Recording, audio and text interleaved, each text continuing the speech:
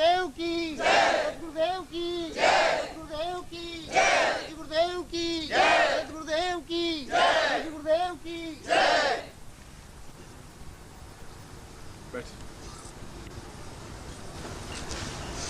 स्थान पर बैठ जाए आप।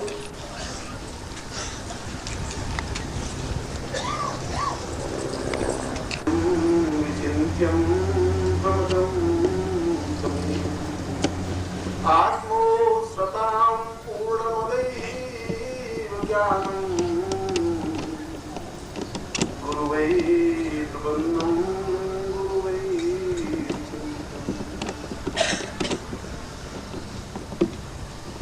आज का यह नवरात्रि के सुंदर प्रभात वेला में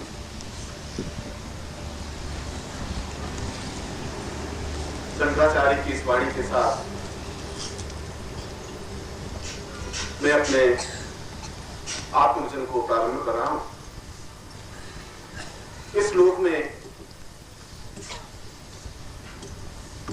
कुछ ऐसे महत्वपूर्ण प्रश्न उठाए हैं शंकराचार्य ने, जो उसके जीवन के दर्द है और जीवन की समस्याएं हैं, जीवन की बाधाएं हैं, उनके जीवन की एक अड़चन है। अड़चन और सन्यासी जीवन में तो रह ही नहीं सकती, संभव नहीं है। सन्यासी का तात्पर्य न्यास, छोड़ देना, त्याग कर देना, अपने पास में कुछ भी नहीं रखना। महावीर उच्च कोटि के नहीं, अद्वितीय सन्यासी थे जिन्होंने लंगोट तक भी नहीं रखी।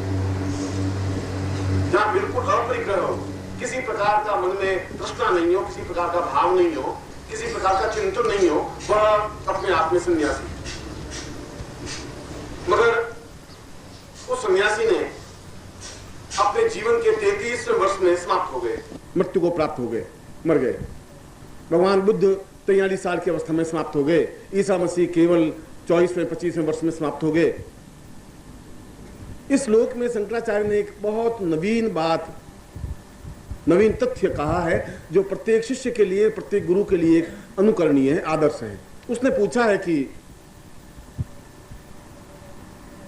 चिंत्यम विचिंत्यम परमे प्रमेयम, जीवन का अगर एक शिष्य है और जीवन का आनंद शिष्य बनने में है, गुरु बनने में नहीं है। क्योंकि शिष्य के लिए दोनों रास्ते खुले हैं। वह अपने आप में उस गुरु की ओर अग्रसर होता हुआ पूर्णता को भी प्राप्त कर सकता है। जीवन का एक अद्वितीय अखंड आनंद जिसको कहता है, वह भी प्राप्त कर सकता है। और शिष्य का दूसरा रास्ता भी खुला है, जहां अध पतन होकर के अध कचरा ज्ञान जिंदगी को तबाह भी कर सकता है, बर्बाद भी कर सकता है। जहां उसका ज्ञान में छिछलापन है, जहां उसके ज्ञान में गहराई नहीं है, जहां उसके ज्ञान में डेप्थ नहीं है, वह अपने आप में समाप्त भी हो सकता है। वह वापस संपत्ति की ओर अग्रसर हो सकता है, वह वापस भौतिकता की ओर अग्रसर हो सकता है, वह पत्नी पुत्र बंधु बांधव की ओर अग्रसर हो सकता है। क्योंकि शिष्य बिल्कुल बीच में खड़ा है। और संपत्ति शब्द बना है विपत्ति से, क्योंकि संपत्ति केवल विपत्ति में ही काम आती है और कोई काम आती नहीं। जीवन के आनंद उपयोग के लिए उस संपत्ति का कोई उपयोग नहीं है। आनंद प्राप्ति के लिए संपत्ति से आनंद नहीं खरीदा जा सकता। और यदि संपत्ति है तो निश्चित रूप से विपत्ति है, क्योंकि बिना विपत्ति के संपत्ति आ नहीं सकती। और संपत्ति आने के बाद ऐसा हो ही नहीं सकता कि व्यक्ति आराम से जीवन व्यतीत कर सके, ऐसा संभव नहीं हो सकता। इसलिए कबीर ने यह कहा है कि मुझे चाहिए कुछ नहीं, इतना ही चाहिए कि ना मैं भूखा रहूं और ना मैं किसी को भूखा रहने दूं, बस, इससे ज्यादा आवश्यकता नहीं है। इसीलिए उस शंकराचार्य ने कहा है कि जीवन का अधपतन और जीवन की न्यूनता और जीवन की क्षुद्रता शिष्यता के प्रारंभ से है, और शिष्य आगे बढ़ता हुआ गुरु की ओर अग्रसर हो सकता है। यह उसके जीवन का सौभाग्य हो, यह उसके जीवन का दुर्भाग्य हो, दोनों ही। जीवन का दुर्भाग्य है कि अगर वह उस ज्ञान गंगा में पूर्णता से अवगाहन नहीं करे, पूर्णता से प्राप्त नहीं करे, यदि उसे पूर्ण ज्ञान को प्राप्त नहीं करे, और यहाँ पूर्ण ज्ञान का तात्पर्य कोई वेद शास्त्र उपनिषद पुराण पढ़ना नहीं है। यदि आपको ऋग्वेद का ज्ञान नहीं है तो जरूर नहीं है कि आप कोई ज्ञानी नहीं बन सके। ज्ञानी बनने के लिए ऋग्वेद के मंत्रों की जरूरत नहीं है। कबीर ने एक बार भी ऋग्वेद का मंत्र नहीं पढ़ा, सूर ने नहीं पढ़ा, मीरा ने नहीं पढ़ा, रैदास ने नहीं पढ़ा, नानक ने नहीं पढ़ा। इन लोगों ने उन उपनिषदों के ज्ञान की रचना नहीं की। इन लोगों ने स्मृतियों को भी नहीं पढ़ा, इन लोगों ने सुश्रियंतों को नहीं पढ़ा, उन्हें उपनिषदों को भी नहीं पढ़ा। मगर उनके पास एक बात थी कि कबीरा खड़ा बाजार में लिए लकुटिया हाथ, जो घर बारे आपना चले हमारे साथ, जो अपना घर जलाने की क्षमता रखता हो, जो इस बात की चिंता नहीं करता हो कि क्या होगा, जो इस बात की परवाह नहीं करता कि आगे क्या होने वाला है, इस बात की जो परवाह नहीं कर सके, जो अपने आप में फना हो जाने की क्रिया करता हो, उसके लिए पूजा पाठ उपासना ध्यान धारणा नीति और ये सब वस्तु आवश्यक नहीं है, ये जरूरी नहीं है। उसके लिए हनुमान और राम और रामायण कुछ आवश्यकता नहीं है। आवश्यकता इस बात की है कि वह अपने आप में एक जीव में स्थित हो सके, अपने आप में पूर्ण सक्षम हो सके। जहां भूमानंद कह रहे हैं कि अहम ब्रह्मास्मि तुम शब्द बोलो, वह अहम के दोनों तात्पर्य हैं। अहम का तात्पर्य है इतना अधिक घमंड, और अहम शब्द बना है हमारी पूरी वर्णमाला अ से लगा करके ह तक है, अ आ ई से लगा करके स स स ह। इतना सब कुछ जो कचरा है इसमें, बहुत कचरा है इस वर्णमाला में। छिछला ज्ञान है, झूठ है, छल है। गाली देंगे तो इन अ से लगा के ह तक के बीच में गाली देंगे, निंदा करेंगे तो अ से ह तक के बीच में, और जो कुछ करेंगे अ से ह तक के बीच में सारे खेल हो जाते हैं। इसलिए अ से शुरू होकर ह तक का जो कुछ है वो अहम हमें जीवन में नहीं चाहिए। यह अहम जीवन का बहुत बड़ा एक व्याघात है। बहुत बड़ा व्याघात यह है कि जो ही व्यक्ति में यह भावना आती है कि मैं ज्ञानी हूं, वह ज्ञान से समाप्त हो जाता है। जहां व्यक्ति ये समझता है कि मैं संपत्तिवान हूं, वह संपत्ति का आनंद नहीं ले सकता। जीवन में आनंद के लिए अहम का त्याग करना अत्यधिक आवश्यक है, और व्यक्ति त्याग नहीं कर सकता, क्योंकि जो भोग की अवस्था पे खड़ा है वह योग की माया नहीं जान सकता। इसलिए शंकराचार्य ने एक बहुत सुंदर पंक्ति, एक बहुत अनूठा वचन, एक बहुत अमृतमय वचन कहा है इस श्लोक में। और मैं सोचता हूं कि पूरे अगर शंकराचार्य के ग्रंथों को अध्ययन करें, उनके पूरे जीवन को अध्ययन करें, तो यह शब्द उसके जीवन का एक सारभूत शब्द है, जो उसने जिंदगी की मृत्यु के केवल 4 घंटे पहले इस श्लोक की रचना की। उसने कहा कि यह धरती, जिस धरती पर हम खड़े हैं, यह धरती जब 1000 वर्ष तक तपस्या करती है तो एक महापुरुष पैदा होता है। बार बार महापुरुष पैदा नहीं होते, बार बार ज्ञानी भी पैदा नहीं होते, बार बार चैतन्य पैदा नहीं होते, बार बार शंकराचार्य पैदा नहीं होते। मैंने उस दिन बताया कि तुम्हें वशिष्ठ के बाद 2500 वर्षों के बाद में राम की उत्पत्ति हुई, राम की रचना हुई। और आप कहें कि राम की रचना, राम की उत्पत्ति 2500 वर्षों बाद, वशिष्ठ के बाद। मैं वशिष्ठ जब शब्द कह रहा हूं तो वशिष्ठ राम की 8वीं पीढ़ी पहले, रघु, जहां से रघुवंश शुरू हुआ, उनके भी गुरु ही थे, वशिष्ठ ही गुरु थे। और 8 पीढ़ियां समाप्त हो गई, रघु समाप्त हो गए, उसके बाद दूसरा, तीसरा, और राम के बाद में लव कुश के भी गुरु वशिष्ठ ही रहे, परीक्षित भी गुरु वही रहे। इसलिए यह जीवन की सारी व्यवस्थाएं, और राम के बाद कृष्ण, और कृष्ण के बाद बुद्ध, और बुद्ध के बाद महावीर और शंकराचार्य, कुल हमारे पूरे शास्त्रों का निचोड़ हम पृथ्वी पर निचोड़ देखें तो कुल 15-20 आदमियों से ज्यादा आदमी पैदा ही नहीं हुए अभी तक। पूरे इंग्लैंड और अमेरिका और फ्रांस और चीन और इटली में मुश्किल से एक जाकर के ईसा मसीह पैदा हुआ, एक कन्फ्यूशियस पैदा हुआ, एक लाओत्से से पैदा हुआ, एक सुकरात पैदा हुआ। केवल 4 व्यक्ति पैदा हो सके। पूरा चीन में एक लाओत्से के अलावा कोई पैदा ही नहीं हो सका। पूरा यूनान में एक मेगस्थनीज के अलावा कोई पैदा ही नहीं हो सका। बार बार महापुरुष पैदा नहीं होते, बार बार धरती इतनी तपस्या कर भी नहीं सकती। इसलिए शंकराचार्य ने कहा कि यह जीवन की सबसे बड़ी विशेषता है कि यदि ऐसा कोई व्यक्तित्व हो, और यदि उसने इसलिए शब्द लगाया कि जीवन का एक सौभाग्य मिले, जीवन का एक अहोभाग हो, एक जीवन का अहोभाव बने, हमारे जीवन में कोई चिंतन बने, एक विचार बने, वह आदमी को समझा सकता है कि इस अहम का परित्याग करने पर वह एक चेतना दे सकता है। वह तुम्हें गाली भी दे सकता है। वह तुम अगर पिछड़ते हो वापिस, वह अगर शिष्य बिल्कुल नीचे की ओर अग्रसर होता है तो वापिस पकड़ करके ऊपर लाने की क्षमता रखता है। शिक्षक नहीं रख सकता, धर्म गुरु भी नहीं रख सकता। इसलिए गुरु, सदगुरु और धर्म गुरु में बहुत बड़ा अंतर है। इसलिए 3 शब्द अलग अलग बने, बाकी एक शब्द से भी चल सकता था। धर्म गुरु तो केवल तुम्हें सत्यानाश करने के लिए बने, जो तुम्हें बर्बाद कर देंगे, और बर्बाद कर दिया है। पूरा संसार यदि संत्रस्त है, दुखी है, तो धर्म गुरुओं की वजह से है। क्योंकि उस धर्म गुरुओं ने कहा कि नहीं, तुम हिंदू हो, कुरान अपने घर में नहीं रख सकते, तुम कुरान नहीं पढ़ सकते, तुम जामा मस्जिद में जाकर के वजू नहीं कर सकते, नमाज नहीं पढ़ सकते, तुम बुद्ध के धम्मपद को नहीं पढ़ सकते। तुम्हें केवल गीता को बार बार पढ़ना, उस 18 अध्याय को एक से लेकर के बार बार हे अर्जुन ऐसा कर, हे अर्जुन ऐसा कर, 25वें बार भी हे अर्जुन वैसा कर वैसा कर। धर्मगुरु ये कहते हैं। और धर्मगुरु ये कहते हैं कि तुम केवल इस गंगा जल में स्नान करते रहो और फिर डुबकी लगाओ, फिर बाहर निकलो, ये करो। इसके अलावा उनके पास कुछ नहीं है।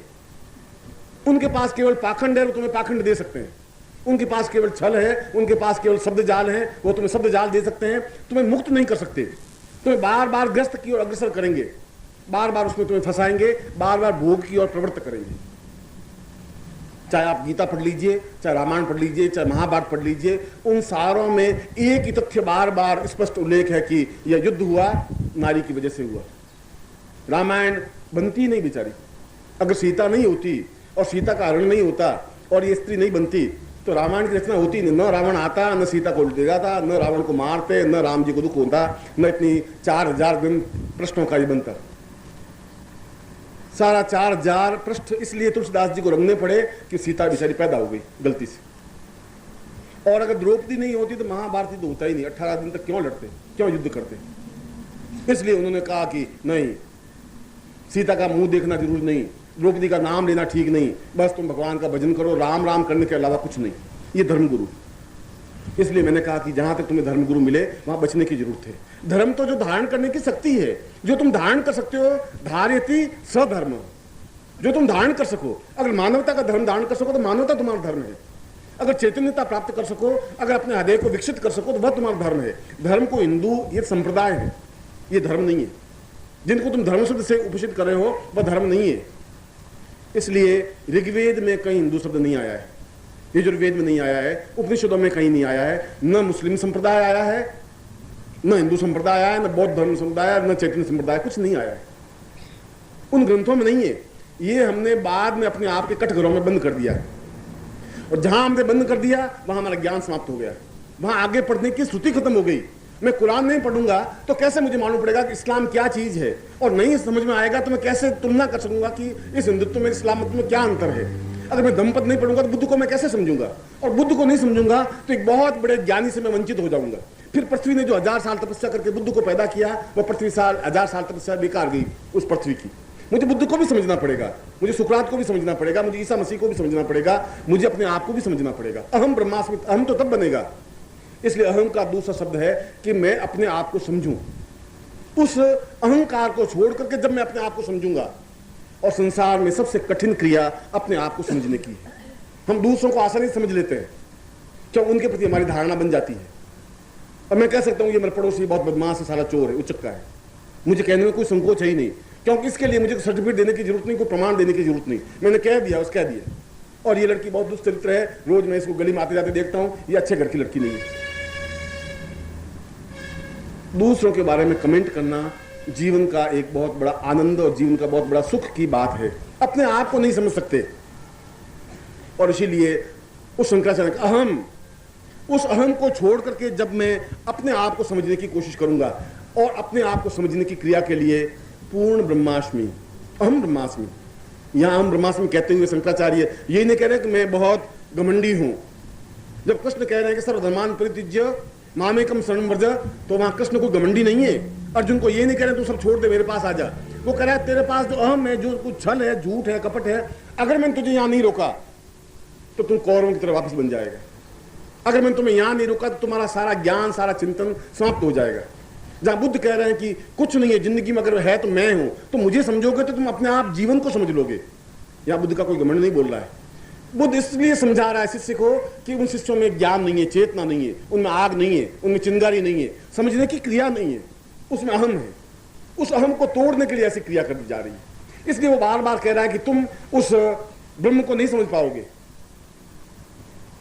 क्योंकि उस ब्रह्म में और भ्रम में बहुत बड़ा अंतर है ही नहीं। जहां ब्रह्म में पड़े वहां ब्रह्म समाप्त हो जाएगा।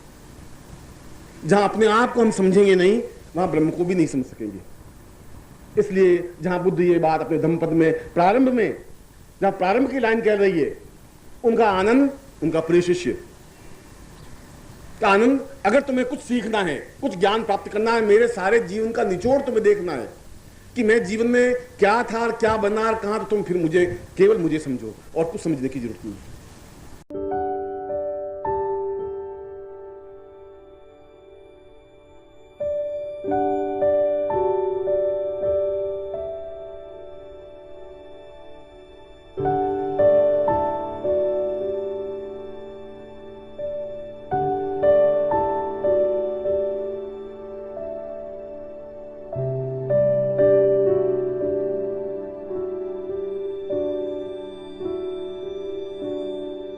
इसलिए उनमें एक करुणा है, इसलिए उनमें एक ममता है, एक स्नेह है, एक अटैचमेंट है, एक प्यार है।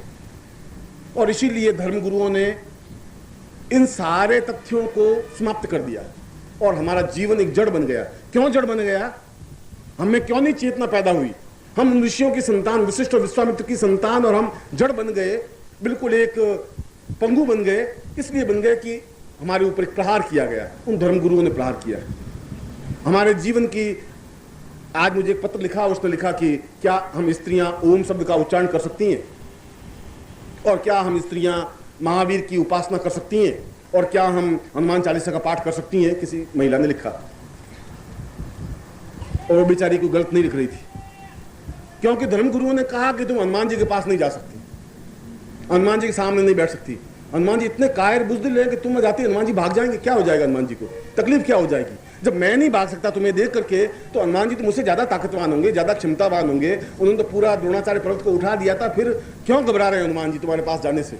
पर धर्मगुरु के नहीं, अगर तुम चली गई, अगर स्त्री शिक्षित हो गई, तो उनका स्वयं का अहम समाप्त हो जाएगा। उन धर्मगुरुओं का जो अहम है, जो ईगो है, जो उनका, और ये सारे ज्ञान के ग्रंथ, जो धर्म ग्रंथ, मैं वेद पुराण की बात नहीं कर रहा हूं, ये जितने धर्म ग्रंथ लिखे गए सब पुरुषों ने लिखे, स्त्रियों ने बेचारे लिखे, पुरुषों ने लिखे। तो पुरुषों ने अपना एकाधिपत्य स्थापित करने के लिए पूरे भारतवर्ष की 1 अरब जनसंख्या का 50% तो बिल्कुल त्याज्य कर दिया कि नहीं, औरत नहीं पढ़ सकती, वेद नहीं पढ़ सकती। हरिद्वार में कई ऐसे आश्रम है, वहां स्पष्ट है कि गायत्री मंत्र का उच्चारण स्त्रियां नहीं कर सकती। हमारा जीवन कितना, धर्म ने कितना हमें जकड़ दिया, और ये सारा उन धर्मगुरुओं के, उन व्यक्तियों का अहम बोल रहा था। अगर तुम स्त्री को हनुमान चालीसा पाठ नहीं करने दे रहे हो, तो तुम्हारा अहम है कि स्त्री को अगर थोड़ा भी सुनता दे दी, तो हमसे वे ज्यादा सेंसिटिव है, हमसे ज्यादा ज्ञानवान है। स्त्री ज्यादा ज्ञानवान होती है, स्त्री बात को तुरंत भांप लेती है, तुरंत पहचान लेती है। पुरुष तो नहीं समझ पाता, क्योंकि पुरुष की पुरुषता है, कठोरता है, और कठोर व्यक्ति, उसके अंदर एक रसधार प्रवाहित नहीं हो सकती। पुरुष एक चट्टान की तरह है, तो स्त्री एक जलधार की तरह है, और कितनी भी कठोर चट्टान होगी, बराबर जलधार पड़ेगी तो चट्टान को काट लेगी। चट्टान को काट सकती है, इतनी उसमें रसधार है, जल की धार में ताकत है, मगर जलधार को ऊपर से बंद कर दिया कि नहीं, तुम्हें केवल चूल्हा चौका संभालना है, इसके अलावा कुछ नहीं करना है। तुम्हें राम का नाम नहीं लेना है, तुम हनुमान जी का पाठ नहीं कर सकती, तुम राम जी का नाम नहीं ले सकती, तुम्हें पूजा पाठ करना नहीं है, तुम्हें उपासना नहीं करनी है, तुम्हें हनुमान चालीसा का पाठ नहीं करना है, तुम देवी इंद्रनी चामुंडा विचे नहीं जप सकती। और ये तुमने नहीं कहा, ये तुमसे 4000 साल पहले भी ऋषियों ने ऐसी बात कह दी, क्योंकि ऋषि पुरुष थे। ये उनके जीवन की विडंबना थी, ये जीवन की कमियां थी, ये जीवन की व्यवस्थाएं थी उनको। इसलिए हमारा धर्म शब्द बिल्कुल एक अलग चीज है, ज्ञान चेतना हमारी चीज अलग है। जहां शंकराचार्य कह रहे हैं कि ये हमारे जीवन की विडंबना है, और संन्यास जीवन की एक विडंबना थी, शंकराचार्य की लिमिटेशंस थी। शंकराचार्य ने जीवन का एक अद्वितीय पक्ष हमारे सामने रखा, पर जीवन का एक अंधकार पक्ष भी उनके सामने रहा कि उन्होंने अपने जीवन में स्त्रियों को शिष्य बनाया ही नहीं। इसलिए नहीं बनाया कि अगर स्त्रियों को शिष्य बना दिया गया तो अपने आप में मेरा संन्यास धर्म खंडित हो जाएगा। अपने आप को बचाने के लिए उन्होंने एक बहुत बड़े अभाव की, एक बहुत बड़ा चेतना समाप्त कर दी, एक ज्ञान का पुंज समाप्त कर दिया, एक बहुत बड़ा प्रवाह बंद कर दिया, और उसका परिणाम 2500 वर्षों तक भुगत रहे हैं। शंकराचार्य की न्यूनता थी। क्यों न्यूनता थी? शायद उनके जीवन में एक भावना, एक चिंतन आ गया कि सन्यासी स्त्रियों के हाथ का खाना नहीं खाते। उन्होंने नहीं खाया, स्त्रियों के हाथ का खाना नहीं खाया, हाथ से बना करके रोटी खाते थे। एक स्त्री रोटी बना के खिला दे, एक सन्यासी हाथ की रोटी खा ले, तो उसमें, उस रोटी में क्या अंतर आ जाएगा? मैं शंकराचार्य को भी यही प्रश्न पूछ रहा हूं, क्या फर्क पड़ जाएगा? मगर ये उसके जीवन का ईगो था, एक अहम था, जहां मैं अहम शब्द बोल रहा हूं। इसलिए जब वहां बोल रहा है अहम ब्रह्मास्मि, तो ब्रह्म तक पहुंचने के लिए इस अहम को भी तोड़ना पड़ेगा। अगर ये हम नहीं तोड़ा तो फिर हम एक बार फिर अगले 2500 वर्षों तक, अगले 2000 वर्षों तक, फिर 1000 वर्ष तक पृथ्वी तपस्या करके एक और व्यक्ति पैदा नहीं कर पाएगी, फिर इस भ्रम को नहीं तोड़ पाएगी। ये भ्रम ज्यों का त्यों 1000 वर्ष तक चलाता रहेगा। इस भ्रम को तोड़ना जरूरी है, उनको इक्वलिटी देनी जरूरी है, क्योंकि एक बात तो बिल्कुल और 100% निश्चित है कि जीवन में अगर ब्रह्म की साधना करनी है, जीवन में अगर जगदम्बा के दर्शन करने हैं, जीवन में अगर उस मन पक्ष पर और आत्म पक्ष पर पहुंचना है, तो पुरुष को स्त्रियों के गुण प्राप्त करने ही पड़ेंगे। अगर बिना स्त्रियों के गुण प्राप्त किए पुरुष उन आत्म चेतना को प्राप्त कर ही नहीं सकता, ब्रह्म नहीं बन सकता, फूंट बन सकता है, एक जड़ बन सकता है, एक चेतनाहीन बन सकता है। क्योंकि स्त्रियों के गुण है दया, प्रेम, करुणा, ममत्व, स्नेह, अटैचमेंट, मातृत्व, एक भावना, एक हृदय पक्ष। पुरुष बुद्धि से सोचता है हर क्षण एक ही बात, स्त्री भावना से सोचती है, अपने हृदय पक्ष से सोचती है, क्योंकि वह उस पीड़ा को जानती है, उस दर्द को एहसास कर सकती है कि एक पुरुष उत्पन्न करने में उसको कितना दर्द, कितनी तकलीफ, कितनी वेदना। मैं सोचता हूं संसार का सबसे घोर कष्ट उसको भोगना पड़ता है 9 महीने। पुरुष उस दर्द को महसूस नहीं कर सकता, पुरुष दर्द महसूस नहीं कर सकता, इसलिए अत्याचारी बन सकता है, इसलिए गालियां दे सकता है, इसलिए बुरा भला कर सकता है, इसलिए जीवन में कठोर बन सकता है। और कठोर बनना जीवन की न्यूनता है, अहम है। उस अहम को तोड़ने के लिए उस कष्ट को एहसास करना पड़ेगा, उस अहम को तोड़ने के लिए उस ममत्व को, उस प्रेम को, उस दया को अपने अंदर स्थापन करना पड़ेगा। और ये गुण तो पुरुष के नहीं है, और अगर पुरुष में ये गुण नहीं आए तो बुद्ध नहीं बना जा सकता। बुद्ध की आंखों में एक करुणा देखेंगे, एक दया देखेंगे, एक विशाल करुणा का सागर आंखों में तैर रहा है, और ये करुणा सागर पुरुष में नहीं बन सकता। पुरुष तो चंगेज खा बन सकता है, औरंगजेब बन सकता है, कंस बन सकता है, रावण बन सकता है, विधर्मी बन सकता है, अत्याचारी बन सकता है, क्योंकि इस पौरुषता से ही पुरुष बनता है। अगर कोई लुंज पुंज तुम्हारा पति हो, बहुत ढीला ढाला हो, अच्छा तुम चलो, अच्छा चलता, अच्छा बैठ जाओ, अच्छा बैठ जाओ, तो तुम मन में सोचो कि साला क्या साला आदमी है, साला गया बीता था, अब तुम करो नहीं, माँ बाप ने पल्ले पकड़ दिया, पटक दिया, मगर तुम उसके प्रति एक पति भाव रख ही नहीं सकती, है ही नहीं। क्योंकि पति एकदम से होना चाहिए एक चट्टान की तरह मजबूत, क्षमतावान, एक होना चाहिए कि उसके ऊपर प्रत्येक स्त्री, तुम में से जितनी बैठी जो भी संसार है, प्रत्येक स्त्री चाहती है कि पति मेरे ऊपर प्रहार करे, जबरदस्ती करे, मैं बाहर जाना चाहूँ वो रोके। स्त्री चाहती है वह मुझे रोके, मुझे कहे नहीं तुम्हें नहीं जाना है, इससे बड़ी खुशी होती है कि कोई है मेरा जो मुझे रोकता है। अगर नहीं रोके तो सोचते कि इस पति का क्या है, जाती हूँ, अच्छा मर्जी चली जा, अच्छा मैं शाम को आऊँगी, अच्छा शाम को।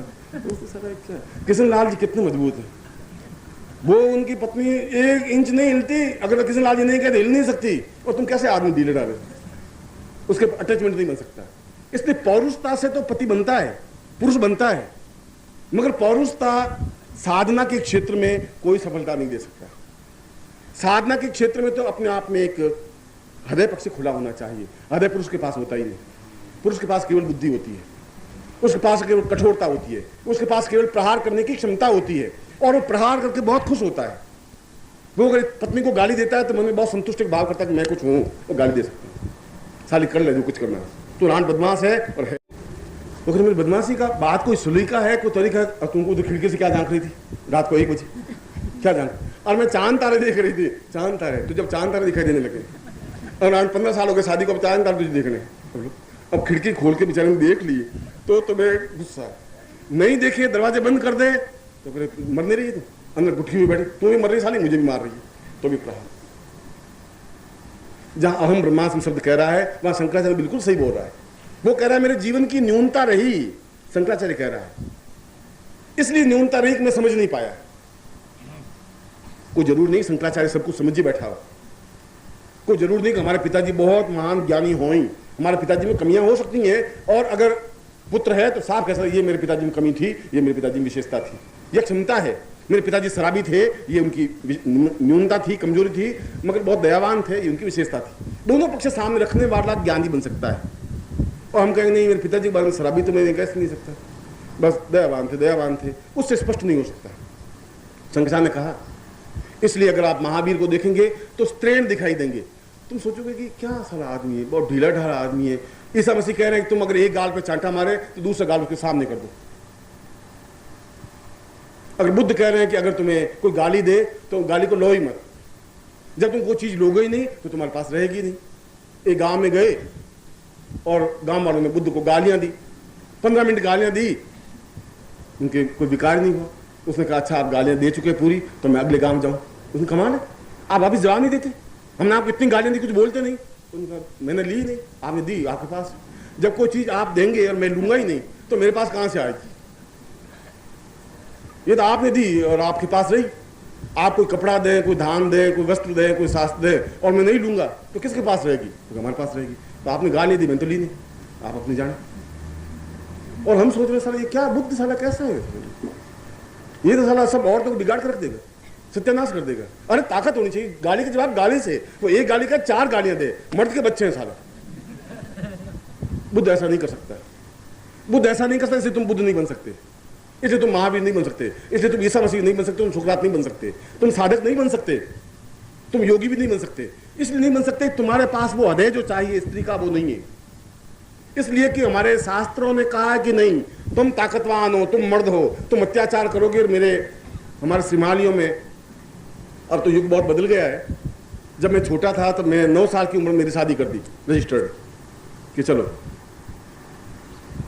और उस जमाने में आज से 50 साल पहले, और मेरे समाज नहीं प्रत्येक समाज की बात है, वहां कहता है कि बस जो औरत को रोज सुबह उठे 2 जूते लगाए और 2 शाम को लगा दे, वो मर्द। और मुझे मेरे काका जी कहते हैं कि साला तू इंजड़ा है, साला कुछ नहीं करता। अरे 2 जूते नहीं लगा सकता, किशन लाल ने लगाए, कितना मर्द, एमराज ने लगाए, कितना मर्द, उसने लगाए, और तू साला कुछ नहीं कर सकता। और मुझे कसमसाहट होती, साला मैं कैसे नहीं लगा सकता, सब लगा सकते हैं, तो औरत को लगा ही सकते। हमारी परंपरा ऐसी बन गई, एक विडंबना ऐसी बन गई, हमारे जीवन की न्यूनता ये बन गई, हमारी क्षुद्रता है, ये हमारी कमी है। कमजोर आदमी गाली देता है, कमजोर आदमी क्रोध करता है। जो कमजोर होगा वो किसी को फटकारेगा, निंदा करेगा, अपमान करेगा, निंदा कुछ करेगा। क्षमतावान, धैर्यवान ऐसा नहीं कर सकता। इसे शंकराचार्य ने श्लोक में कहा है कि ये सारा गुण, कल मैंने आपको प्रवचन में समझाया कि ये जितने सुख और दुख, जो अनुभूतियां तुम्हारी सुख और दुख की अनुभूतियां हैं कि हाय बहुत गर्मी है, गुरुजी सारा 2-2 घंटे प्रवचन करते हैं, इस गर्मी में मर रहे हैं, ये दुख शरीर की अनुभूति तुम्हारी, मन की अनुभूति तो है। गर्मी अगर लगेगी तो शरीर को लगेगी, सर्दी लगेगी तो शरीर को लगेगी। तुम्हारा दुख की अनुभूति होगी तो शरीर को होगी, सुख की अनुभूति होगी तो शरीर को होगी। तुम्हारे पास 5 लाख रुपए होंगे तो शरीर को एक अनुभूति हुई, बस। तुम्हारे 5 लाख होने और अगले साल तुमने कपट किया 6 लाख हो गए तो फर्क तुम्हारी जिंदगी में कुछ नहीं पड़ा। वो उतने बैंक में जाकर के जमा हो गए या ब्लैक मनी जमा हो गए।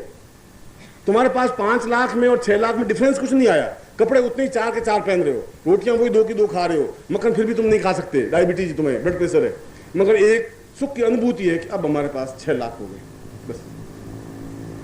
और अगर तुम मरो तो नोटों का कफन तुम्हारे ऊपर डाला नहीं जाएगा। किसी आज तक किसी व्यक्ति ने राजाओं के शरीर पर भी नोटों का 100 का नोटों का कफन बना करके नहीं सिरा, भाई इतने बहुत पैसा कमाया है इस नोटों का कफन डालें, वैसा नहीं डाल सके। हम केवल अपने ही भ्रम में दूसरों को किस प्रकार से क्या कहें इसी चिंतन में रहे। एक सेल टैक्स ऑफिसर, कहां गए तुम?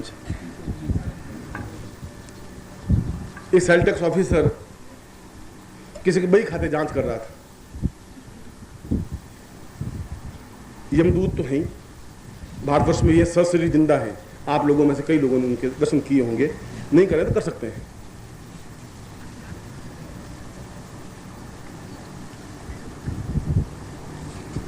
सेल टैक्स ऑफिसर आया और उसने उनके बही खाते जांच किए। बही खाते जांच करते करते करते लास्ट पन्ने पर पहुंचा तो उसने लिखा कि 3000 के बिस्किट लाकर के कुत्ते को खिलाए। उसने कहा बहुत बदमाश, 3000 के बिस्कुट कुत्ते को खिलाए? तुम मुझे फ्रॉड कर सकते हो, तुम मुझे छल करते हो साले। बिस्कुट को खिलाए जाते हैं, कुत्ते को खिलाए जाते हैं, और तुम्हारे कुत्ते ने 3000 के बिस्कुट खाए, क्या है? उनका साहब अब इस कुत्ते की जगह आपका नाम लिखता तो आपकी बदनामी होती, मेरी भी बदनामी होती।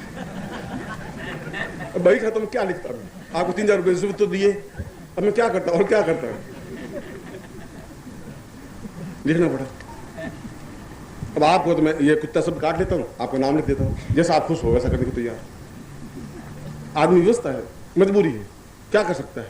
इसलिए वो कह रहे अहम ब्रह्मास्मि, उस ब्रह्म को प्राप्त करने के लिए तुम्हें इस देह से ऊपर उठना पड़ेगा। मैं तुम्हें कल भी अपने प्रवचन में समझाया कि जहां देह तत्व से ऊपर उठ जाता है आदमी, देह तत्व से आगे की ओर अग्रसर हो जाता है, वहां मन तत्व समझ में आ जाता है। देह और मन में डिफरेंस इतना ही है। और मन के माध्यम से, जहां मन है वहां स्त्रैण है, जहां मन है वहां दया है, वहां प्रेम है, वहां करुणा है, वहां स्नेह है, वहां अटैचमेंट है, वहां अस्तित्व है। अस्तित्व है वहां हृदय पक्ष है। तुम में वे गुण हो, पुरुष में अगर वे गुण आते हैं तो महापुरुष बन जाता है, बुद्ध बन जाता है, महावीर बन जाता है, ईसा मसीह बन जाता है, सुकरात बन जाता है, शंकराचार्य बन जाता है। मगर यदि स्त्री में पुरुष के गुण आ जाएं तो चंडिका बन जाती है। पूर्ण दर्शन करने हो जगदम्बा के, यहां करो या घर में करो, एक जैसी। बोल साले आप, अब तुम सोचो जगदम्बा में उसमें क्या फर्क पड़ा। पुरुष के गुण स्त्री में नहीं आने चाहिए और आते हैं। अधिकतर पुरुषों के गुण स्त्रियों में ही है। मेरा अनुभव तो ऐसा ही रहा है। जिनके घर में शादी हुई उसमें पुरुष के गुण आने शुरू हुए, 2-3 साल बाद तो उसमें पूर्ण पुरुष के गुण आ जाते हैं। इसलिए शंकराचार्य जो कह रहा है कि मन की चिंतन पर विचार करने से साधना पक्ष प्रबल होता है। मन के चिंतन पर, देह तत्व पर नहीं। ये जितनी भोग है, जितनी विषय वासनाएं हैं, जितनी कमियां हैं, जितनी हमारी न्यूनताएं हैं, ये जो कुछ है वह सब देह तत्व पर ही है। देह तत्व से जिस दिन परे हट जाएंगे हम। कल भी मैंने बुद्ध का एक उदाहरण देकर तुम्हें समझाया कि जिस क्षण आदमी ये सोच लेता है कि मृत्यु तो मेरी है ही, 14 दिन बाद मेरी मृत्यु है, जिस क्षण ये सोच लेता है फिर वो कुछ गलतियां नहीं करता। जिस दिन उसको मालूम पड़ा कि 14 दिन बाद मेरी मृत्यु है तो जितने उसके शत्रु थे वहां जाकर प्रणाम करके आया, भैया आप जा रहे हैं, 14 दिन बाद मर जाएंगे, मैं आपको प्रणाम करता हूँ, गलती हुई तो आप माफ कर देना। पड़ोसियों को माफी मांगी, एक्स को माफी मांगी, वाई को माफी मांगी, खाना पीना छोड़ दिया, घी खाना छोड़ दिया, सब कुछ नहीं है, ये संसार असार है, इस संसार में कुछ नहीं है। आदमी ऐसा रहे वह देह तत्व से परे हटेगा। ऐसा रहे कि हम जीवन में हूं और काम करना है, कर्तव्य करना है, इस कर्तव्य को आगे बढ़ाना है, ऐसा भावना रखे और मनस्थिति पर पहुंचे। और मनस्थिति पर पहुंचे और मन की उन वृत्तियों में, ये सब वृत्तियां जो दया है, ममता है, करुणा है, स्नेह है, प्रेम है, ये सब मन की वृत्तियां हैं। देह की वृत्तियां तो है ही नहीं। देह की वृत्तियां तो सुख की अनुभूति और दुख की अनुभूति है। अब मन की वृत्तियों में आप पौरुषता ला सकते हैं, अत्याचारपन ला सकते हैं, झूठ ला सकते हैं, छल ला सकते हैं। ये सब मन की वृत्तियों को आप हावी हो सकते हैं अपने ऊपर। और जब आपके मन की भावनाएं उस रूप में बन सके जहां आप लोगों में स्त्रीत्व आ सके, जहां आप लोगों में ये सद्गुण जो संचारी भाव, 33 संचारी भाव कहें, ये दया, करुणा, प्रेम, स्नेह, कुल मिलाकर के 33 है, घृणा भी, अपमान भी, इनके आने से ही वो मन तत्व पर विजय जब प्राप्त की जाती है तब उसको ब्रह्म का चिंतन स्पष्ट होता है। ब्रह्म क्या है? ब्रह्म तो मैं क्या बन रहा हूं वह ब्रह्म। अहम ब्रह्मास्मि का मतलब ये है, मैं क्या बन रहा हूं? मैं बन रहा हूं कि मेरी आंखों में करुणा व्याप्त है। मैं ऐसा बन रहा हूं कि लोग गालियां दे रहे हैं, मेरे ऊपर कोई फर्क नहीं पड़ता। भाई तुमने गाली दी, तुम्हारी बहुत, फिर भी तुम्हारी अहोभाग है कि तुमने मुझे गाली दी, कुछ दिया, मैं तुम्हारा एक आभारी हूं कि गाली तो दी तुमने। जब ये भावना आती है, इस भावना की क्रिया को ब्रह्म कहा गया है। ऐसा चिंतन जहां आदमी का चिंतन बन सके, जहां आदमी दूसरों की मदद करने की अपने आप क्रिया बन जाएगी, यहां वो धर्म से फिर हट जाएगा, इन संप्रदायों से हट जाएगा। उसके लिए फिर कोई मुसलमान आएगा तब उसके अंदर कोई अंतर नहीं आएगा, ईसाई आएगा तो कोई अंतर नहीं आएगा, बौद्ध आएगा तो कोई अंतर नहीं आएगा, क्योंकि अपने आप उन वृत्तियों से ज्ञान की चेतना जागृत होगी। धर्म की चेतना जागृत होने की जरूरत नहीं है। धर्म ने तो हमने जकड़ा है। धर्म तो जैन ग्रंथों में साफ लिखा है कि कृष्ण भगवान, ये कृष्ण तो है ही नहीं, बहुत पाखंडी अत्याचारी लाइन साफ साफ लिखी हुई है। कृष्ण को जितनी गालियां जैन ग्रंथों में दी उतनी तो कहीं दी नहीं। और ये साथ में नरक में पड़ा है, जब निकल नहीं सकता, जिंदगी में निकलेगा नहीं। जैन ग्रंथों में दूसरे लाइन में लिखा है कि भूल करके भी इस महावीर स्वामी के धर्म को मानने वाले को इस मंदिर के पास में से निकलना नहीं चाहिए। और आपको मालूम होना चाहिए कि महावीर स्वामी ने जैन धर्म नहीं चलाया। महावीर स्वामी जैन नहीं थे। महावीर स्वामी के बाद के लोगों ने जैन धर्म को प्रारंभ किया। वो खुद जैन थे ही नहीं, उन्होंने तो चिंतन दिया, एक विचार दिया। जो उन्होंने विचार दिया उस विचार को हम समझे नहीं। उन्होंने कहा कि हम जीवन में अपरिग्रह रहें, संयमित रहें, भूखे रहें, और हमने जबरदस्ती उस व्यक्ति को भूखा मार करके मारने की क्रिया कर दी।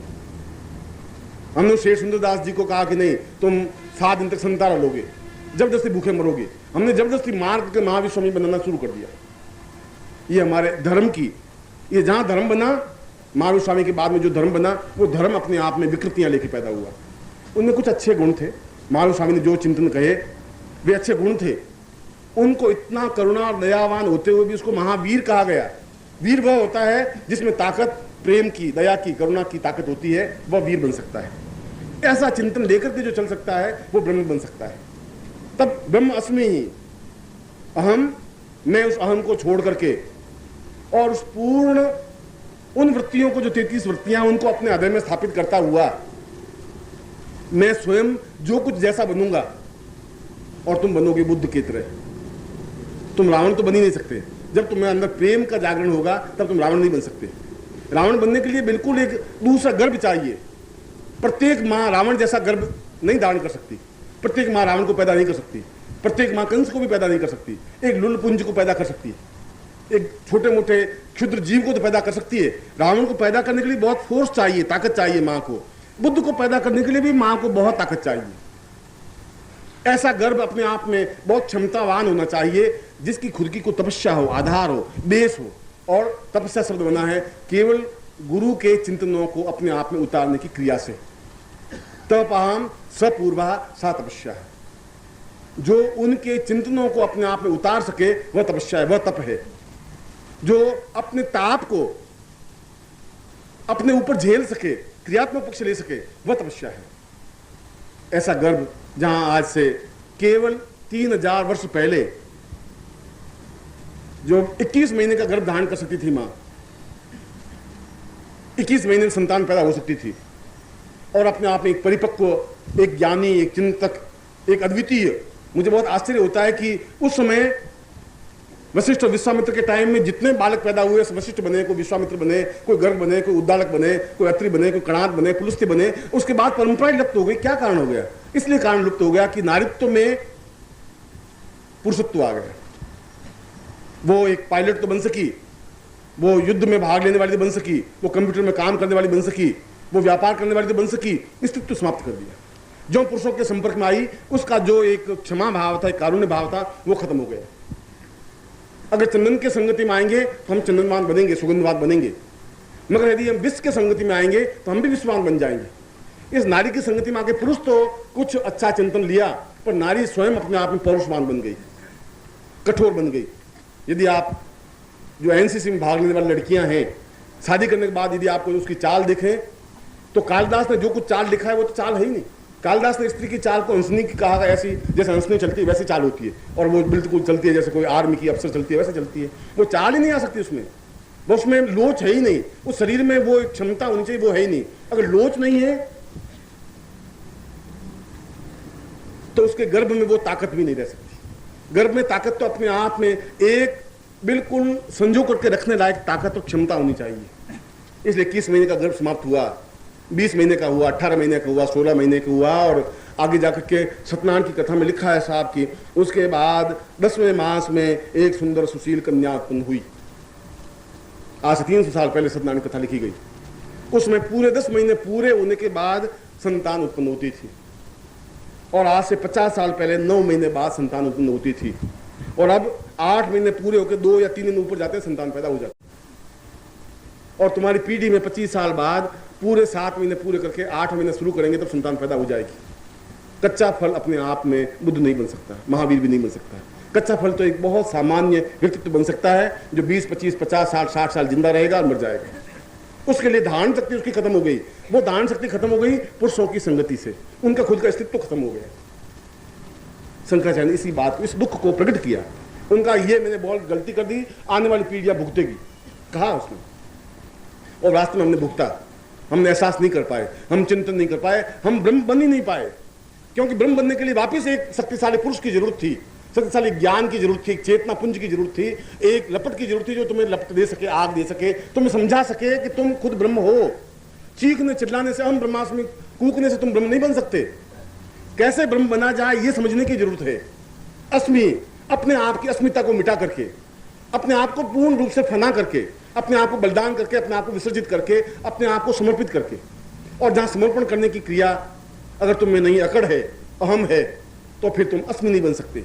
जहां तुम अस्मि नहीं बन सकते वहां तुम ब्रह्म भी नहीं बन सकते, और जब ब्रह्म नहीं बन सके तो उस आत्म तत्व पर नहीं पहुंच सकते। इसलिए मैंने मनुष्य शरीर के तीनों भेद बताए। देह तत्व जहां तुम हो, देह तत्व जहां तुम्हें खाने की इच्छा होती है, देह तत्व जहां तुम कहते हो सब्जी में नमक कम है, ये सब देह तत्व है। देह तत्व जो मेरी पत्नी कहाँ चली गई, 1 घंटे भर नहीं आई, क्या हुआ, यहाँ तुम्हारा देह तत्व है। ये देह तत्व है कि पति गया और आधे घंटे तक आया नहीं, रोज 5 बजे ऑफिस से आ जाता है, साला आज 7 बजे, तुम गया कहाँ, 2 घंटे तक कहाँ रहा? अरे भाई ऑफिस में काम था, साल तेरे ऑफिस में काम था, मैंने टेलीफोन किया तुम ऑफिस भाई।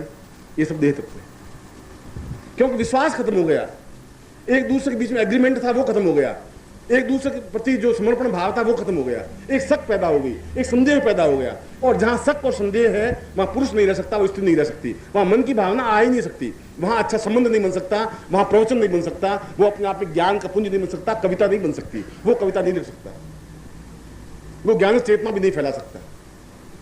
इसलिए शंकराचार्य, और मैं शंकराचार्य का शब्द इसलिए कह रहा हूं कि हमारी कड़ी टूटी शंकराचार्य से, इसलिए कड़ी में वहां से जोड़ रहा हूं, बुद्ध से नहीं जोड़ रहा हूं।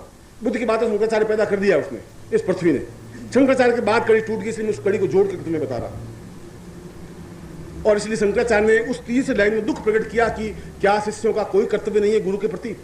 क्या मैं जो बात पूरे अपने ग्रंथों में कहा, इस ग्रंथों में यह कहा कि गुरु ऐसा करे, गुरु ऐसा करे, क्या शिष्य का कोई कर्तव्य, कोई धर्म, कोई चिंतन, जब शिष्य है, अगर वो शिष्य है तो क्या उसका कोई मर्यादा नहीं है गुरु के प्रति? अगर वो कहता है अगर शिष्य मेरे सही होते, ये मेरा दुर्भाग्य है कि मुझे शिष्य अच्छे नहीं मिल सके, ये मेरा दुर्भाग्य है कि मुझे पत्नी अच्छी नहीं मिल सकी, ये मेरा दुर्भाग्य है कि मुझे पति अच्छा नहीं मिल सका। और शंकराचार्य कह रहे मेरा दुर्भाग्य है कि मुझे अच्छा शिष्य नहीं मिल सके, इसलिए 33वें वर्ष में मुझे मरना पड़ रहा है, इसलिए मरना पड़ रहा है कि बार बार मैं अपने आप में घुट रहा हूं, अपने आप में मेरी घुटन इतनी ही हो गई है कि सीना फट जाए और निकल जाए, मैं कुछ कह नहीं पा रहा। शिष्यों की ड्यूटी, शिष्यों का धर्म, शिष्यों का कर्तव्य था कि मेरे सुख की चिंता करे। अगर एक शंकराचार्य और 20 साल जिंदा रहता तो शायद और 4-6 ग्रंथ लिख पाता है, अद्वितीय ग्रंथ लिख पाता है, एक ऐसे ग्रंथ लिख पाता है जहां हजारों हजारों साल तक पीढ़ियां उनको याद करती। एक शंकर भाष्य लिख करके शंकराचार्य खत्म हो गए। और शिष्यों की इससे बड़ी कृतज्ञता कुछ नहीं हो सकती, इससे बड़ा झूठ, इससे बड़ा छल अपने गुरु के प्रति कुछ नहीं हो सकता कि उसने उनको जीवित नहीं रहने दिया, ईसा मसीह को जीवित नहीं रहने दिया। इसलिए जीवित नहीं रहने दिया कि वह जीवित रह के कड़वी बात कह रहा था। वो कह रहा था तुम गलती कर रहे हो, वो कह रहा था कि ये सब कुछ ठीक नहीं है, तुम युद्ध नहीं करो, तुम लड़ाई नहीं करो, तुम मारपीट नहीं करो, तुम राजाओं को मत मारो, सिपाहियों को मत मारो। वो बात बहुत कड़वी थी। गुरु तो कहेगा, बस शिष्य का भी शंकराचार्य कहना कर्तव्य है कि गुरु को जिंदा रखे। अगर वो जिंदा रहा, अगर उसकी घुटन को एहसास की, क्योंकि गुरु तो देह तत्व पर आकर के तुमसे बात कर पाएगा, अगर वो आत्म तत्व पर रहे फिर तुम्हारी जरूरत है ही नहीं। फिर तो आंख बंद की तुम बैठे हो, मैं भी आंख बंद की बैठा हूँ, 4-6 घंटे 8 घंटे बैठा हूँ, तुम अपनी जगह, मैं अपनी जगह, फिर उससे तो कोई फायदा भी नहीं होगा। मैं तुम्हें कैसे समझा पाऊंगा? तुम्हें समझाने के लिए मुझे देह तत्व पे आना ही पड़ेगा। रविशंकर बहुत बड़े एक संगीतज्ञ है, नाम तुमने सुना होगा, अमेरिका में, इंग्लैंड में, पूरे संसार में उनका नाम है, सितार वादन में। हिंदुस्तान में आए, सब संसार घूमते घूमते उन्होंने बहुत बड़े प्राइज प्राप्त किए, करोड़ों रुपए कमाए। जब हिंदुस्तान में आए तो उन्होंने सोचा कि जिस गांव में पैदा हुआ उस गांव के प्रति भी मेरे कुछ कर्तव्य हैं, कुछ ऋण हैं। छोटा सा गांव है, 300 घर का, तो क्या हुआ? मैं अगर न्यूयॉर्क में इतना प्रयोग देके आया हूँ, इतने सितार बजा के आया हूँ, इंग्लैंड में बजा के आया हूँ, फ्रांस पेरिस में बजा के आया हूँ, तो हिंदुस्तान में बजाऊंगा। हिंदुस्तान में उनको बड़ा सम्मान दिया गया, राष्ट्रपति ने उनको अवार्ड दिया, सब कुछ किया। तो अपने गांव में गए तो गांव वाले बहुत खुश हुए, भाई रविया आ गया, रविया आ गया, ये हमारा बचपन का रविया था, तू नंगा घूमता था, रविया तुझे याद है? अभी घूमता था, तो 5 साल का था तो घूमता था। अब उसमें कौन सी आप महानता मुझे दिखा रहे हैं कि तू रविया नंगा घूमता था? रविशंकर ने कहा मैं आपके गांव में पैदा हुआ, 300 का गांव, वैसा का वैसा है, मगर मैं आज पूरी दुनिया में मेरा नाम है और मैं एक सितार बजाता हूँ एक सिटिंग में 2 घंटे या 2.5 घंटे या 3 घंटे, तो मुझे $50,000 मिलते हैं, $1,00,000 मिलते हैं, $5,00,000 मिलते हैं, मगर मैं तुम्हारे गांव में फ्री बजाऊंगा। गांव वालों ने कहा कि हिंजारो सभा है और सभा में सितार बजाएंगे, अपन सुनेंगे। तो गांव वालों ने मिलकर के सब इकट्ठे हुए, एक खाली पीपा रख दिया, खाली पीपे के ऊपर गैस जमा करके गैस लगा दिया, गांव में बिजली तो थी नहीं, आगे जाजम बिछा दी और जाजम पर लोग आकर के बैठ गए, औरतें आई, आदमी आए, बैठ गए।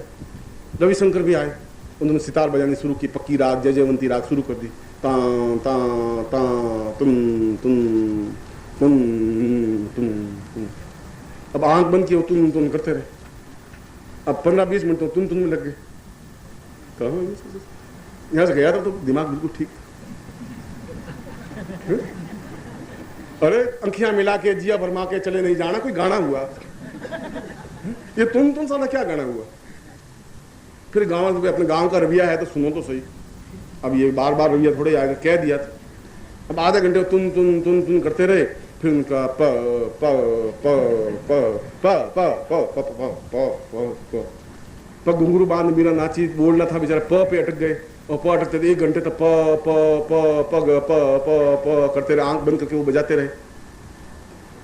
1.5 घंटे बाद आंख खुली, आंख खुली तो गाँव वाला कोई नहीं, एक आदमी बैठा जाजम पर सिर्फ, सब चले गए। अभी तो मैंने पग भी पूरा नहीं बोला, अभी तो घुंघरू बाकी है, मीरा बांधी रे, अभी तो 2, 2.5, 4 घंटे का कार्यक्रम है सर। फिर भी उसने कहा कोई बात नहीं, पूरे 300 लोगों में बीच में अगर एक भी अगर कद्रदान मिल गया तो बहुत बड़ी बात है, ये छोटी बात नहीं है। उसने कहा कि मुझे बहुत खुशी है कि मेरी सितार को कोई समझ नहीं सका, मगर तुमने समझा, तुम बैठे रहे, तुमने सुना। उसने कहा सुना सुने कर्म फूटा, ये जाजम मेरी है, आप उठो तो जाजम कर लेके जाओ। इसलिए बैठा हुआ हूं, मैं क्या करूं?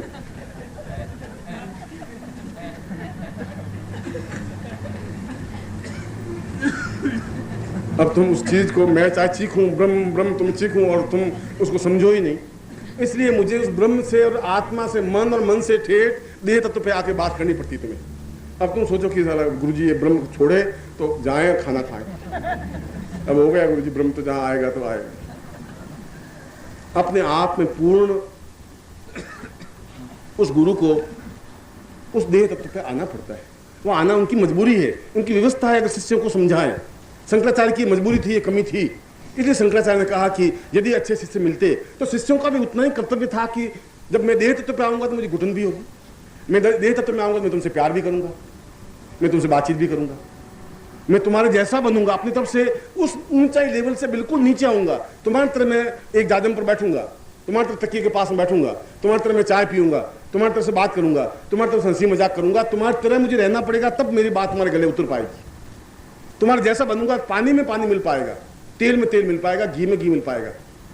ऐसा बनना मेरी मजबूरी होगी, मगर ऐसा बनने के लिए मुझे बहुत घुटन, बहुत तकलीफ, बहुत टेंस, बहुत वेदना, क्योंकि उस आनंद को जो प्राप्त किया हुआ व्यक्ति जब यहाँ उतरता है तब उसको बहुत वेदना होती है, बहुत तकलीफ होती है, बहुत अपने आप में कष्ट उसको उठाना पड़ता है।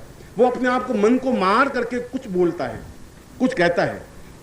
जहां मन को मारने की क्रिया होती है, जहां घुटन होती है, उस घुटन को भी शिष्य ही दूर करेंगे। गुरु के तो घुटन है, गुरु दूर कर नहीं सकता। गुरु की मजबूरी है शिष्यों के बीच में आए, और गुरु की मजबूरी है कि शिष्य को समझाए, और गुरु की मजबूरी है कि शिष्य को अपने समान बनाने के लिए प्रयत्न करे। मैं शंकराचार्य का शिष्यों का कोई कर्तव्य, कोई धर्म है ही नहीं, उनका कोई चिंतन नहीं है, उनका कोई गुरु के प्रति कोई रिस्पेक्ट नहीं है, उनके जीवन का कोई फर्ज है ही नहीं कि गुरु के प्रसन्न करने के लिए, गुरु को आनंद देने के लिए, गुरु को खुशी देने के लिए, गुरु को प्रसन्नता, हास्य और उल्लास और आनंद देने के लिए अगर शिष्य के पास कुछ नहीं है तो फिर गुरु को 32वें साल में मरना पड़ेगा, फिर 33वें साल में उनको समाप्त होना पड़ेगा, फिर वो ग्रंथ नहीं लिख पाएगा, फिर वो काव्य की रचना नहीं कर पाएगी। फिर बुद्ध अपने आप में 42 साल की अवस्था में बिल्कुल ही कहेगा कि मैं बिल्कुल हताश और निराश शिष्यों से होके जा रहा हूं। बुद्ध मरे तो उनकी आंखों में कोई उल्लास का भाव नहीं था, वो आनंद। उनका शिष्य कह रहा है कि इतना दुखी मन से तो मैंने किसी को मरते हुए देखा ही नहीं जितना बुद्ध मर रहे थे। उनकी दुख आंखों में व्याप्त थी। जिन आंखों में करुणा थी, वे करुणा अपने आप में दुख में कन्वर्ट हो गई। बहुत दुखी, फीकी आंखें, विषाद युक्त आंखें, एक चिंतातुर आंखें लेकर के बुद्ध मरे, एक तड़पते हुए बुद्ध मरे, एक बेचैन बुद्ध मरे, जिंदा बुद्ध नहीं मर सके। महावीर स्वामी जब मरे तो उनकी आंखें बिल्कुल फटी की फटी रह गई। उनकी आंखों में एक विस्मय था, एक आश्चर्य था कि क्या यही शिष्य मेरे हैं, इनके लिए जब मैंने जिंदगी होमी यही शिष्य मेरे लिए थे। इसलिए जहां ब्रह्म का चिंतन मैं जब तुम्हें कह रहा हूं, वहां देह तत्व से ऊपर मन की तत्व है, मन तत्व से ऊपर आत्म तत्व है। मन से भी जब परे हट जाते हैं, मन से भी जब ऊपर उठ जाते हैं, तब हमारे सुख और दुख और हानि और लाभ और विषाद और करुणा ये कुछ व्याप्त नहीं हो पाते। हमें जब अस्तित्व के भाव आ जाते हैं, हमारे अंदर एक सागर, करुणा का सागर लहलाने लग जाता है, तब हमारे आंखों में एक अत्यंत आंखों में व्याप्त हो जाता है। पूरे शरीर की जो क्रिया और प्रतिक्रिया होती है वो और शरीर में नहीं झलकेगी, आंखों में झलकेगी। आप कहें या नहीं कहें, आंखें तो बिल्कुल सत्य बात बोलेंगी ही। आप जो क्रोध में हैं, ऊपर से बहुत संयमित हैं, तभी आंख देखते कह देंगे कि आज गुरुजी क्रोध में हैं आज। और अगर दुख में है तो आप चाहे ऊपर से हंसेंगे, कोई बात नहीं, आंख है बहुत विषाद युक्त है, चिंतातुर है, तनाव है। आंख तो जो कुछ है वह कहेगी। जब बुद्ध मर रहे थे तो बुद्ध कुछ नहीं बोल रहे थे, आंख सब कुछ बोल रही थी। जब महावीर मरे तब आंख सब कुछ कह रही थी। जब ईसा मसीह को टांगा सूली पर, उस क्रॉस पर, तब उनकी आंख बोल रही थी कि क्या ये क्या हुआ। इस पैराडाइज ने जिसको मैंने शिष्य बनाया, इसी ने मुझे पकड़वा करके मरवा दिया। एक आश्चर्य विस्मय का भाव था, और उस पैराडाइज ने आंखें बंद कर दी कि ये मेरी तरफ ताक रही है, मेरी तरफ घूर रही है।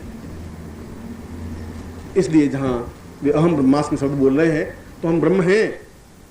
मैं जो आपको दीक्षा देने जा रहा हूं, ब्रह्मांड दीक्षा या ब्रह्म दीक्षा, उसको केवल इसलिए नहीं कि मैं केवल आपको ब्रह्म दीक्षा दे रहा हूं, मैं आपको समझा भी रहा हूं कि आप तो ब्रह्म है ही। लपट तो आप में है, आग है आप में, चिंगारी है, जगाने की जरूरत है, फूंक देने की जरूरत है, उसको एकदम ज्वाला बनाने की जरूरत है। अगर वो ज्वाला बन गई तो अपने आप में आप एक आनंद के सागर में लहलाएंगे। एक मेघ तो ऊपर आपके ऊपर लहला रहा है, एक बूंदे बरसने की जरूरत है, भीगने की जरूरत है।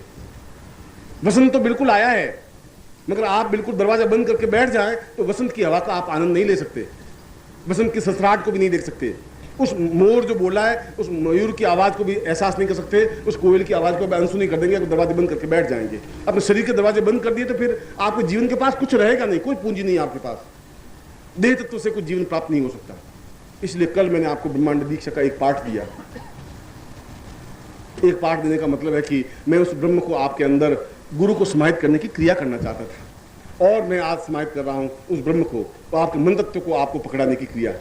मन तत्व से आगे आत्म तत्व को पकड़ाने की क्रिया। तीन ही तत्व है, चौथा कोई युग है ही नहीं, चौथी कोई धारणा नहीं है। मनुष्य, और मनुष्य के बाद एक करुणा व्याप्त ऋषि, चाहे हम उसका नाम वशिष्ठ कहें, चाहे ऋषि का नाम विश्वामित्र कहें, चाहे उसका नाम बुद्ध कहें, चाहे उसका नाम महावीर कहें, चाहे इसका नाम सुकरात कहें, जिनमें अथाह करुणा है, जहां अथाह दया है, जहां अथाह ममता है, जहां अथाह प्रेम है, जहां स्नेह है, वो भावनाएं वो तुम में आ सके तो तुम्हारा इस संसार को देखने की क्रिया एक अलग हो जाएगी। एक अपने आप में एक अजीब सी खुमारी मस्ती में रहेंगे, जैसे कबीर रहा, जैसे सूर रहा, जैसे मीरा रही, जैसे तुलसी रहे।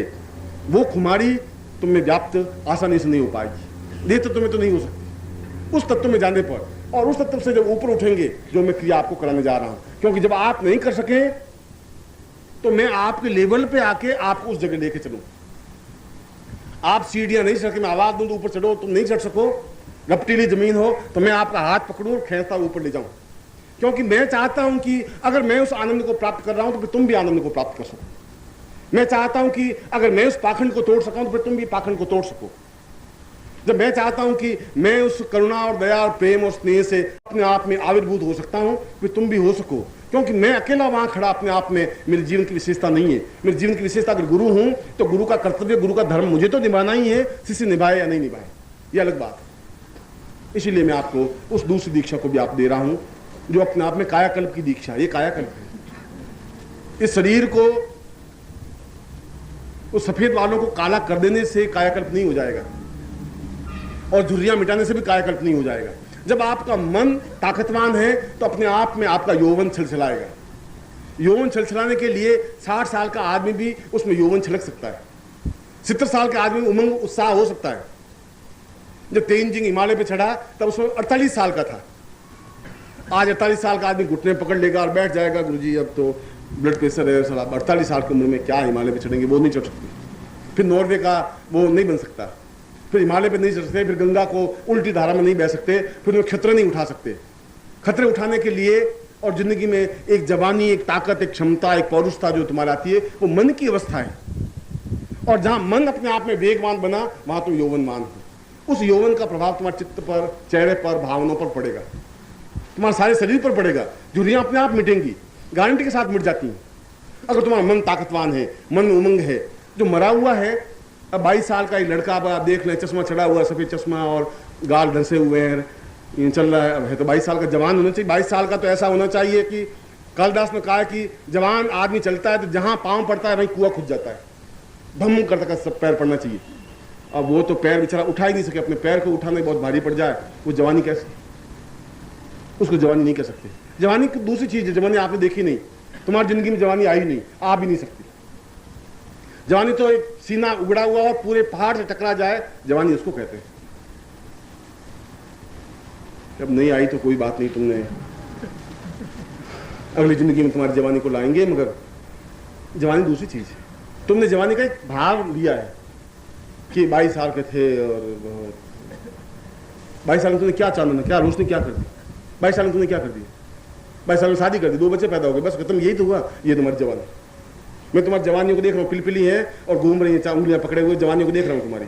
जो तुमने जवानी में दुर्गुण किए, सगुण किए, वो सब मेरे सामने है। वो भी जब मेरे शिष्य बन जाएंगे तो मैं पूछ लूंगा, भाई तुम्हारे पिताजी ने कैसी जवानी दिखाई, कैसा, हमें देख लीजिए, हमारा चेहरा देख लीजिए, ऐसी जवानी थी। और तुम्हारी जवानी को, तुम्हारे पिताजी की जवानी मेरे सामने बैठी हुई देख रहा हूँ। जवानी बिल्कुल दूसरी चीज होती है। वो 70 साल की अवस्था में भी आ सकती है, 80 साल की अवस्था में भी आ सकती है। रघु के समय में भी थी और राम के समय में भी थी। वह क्षमता होनी चाहिए, वह पौरुषता होनी चाहिए। कायाकल्प का तात्पर्य है मन में संकल्प शक्ति, तन्मयि मनः शिव संकल्पमस्तु। उस यजुर्वेद का मूल आधार चिंतन इसी श्लोक में है, इसी मंत्र में है। मन में संकल्प होना चाहिए, क्षमता होनी चाहिए, मैं ऐसा करूंगा ही, कोई रोक नहीं सकता मुझे।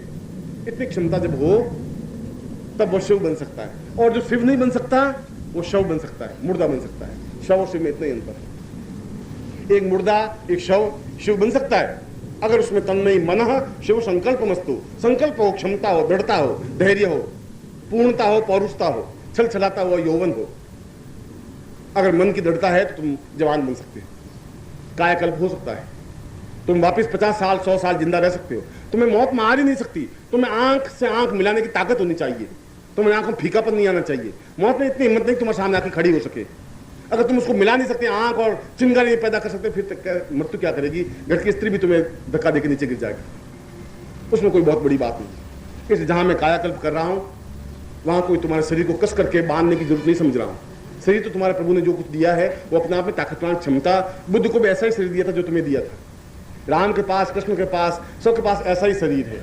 प्रभु ने शरीर देने में कहीं कोई कंजूसी नहीं बढ़ती है, कभी तुम्हारे मन में है, मन की एक न्यूनता में है। मैं तुम्हारे मन को जागृत करना चाहता हूँ, एहसास करवाना चाहता हूँ, मन से ऊपर उठाकर आत्म तत्व को जागृत करना चाहता हूँ। और ये सब जागृत हो जो कि आज प्रयोग में है, वो अपने आप में काया करता है, वो अपना पूर्णता है, वो अपने आप में तुमसे ज्यादा उम्र का होते हुए भी तुमसे ज्यादा जोश है, मुझमें ज्यादा क्षमता है, ज्यादा धैर्य है, मैं तुमसे ज्यादा दौड़ सकता हूँ, ज्यादा काम कर सकता हूँ, हिम्मत साहस तुमसे ज्यादा है।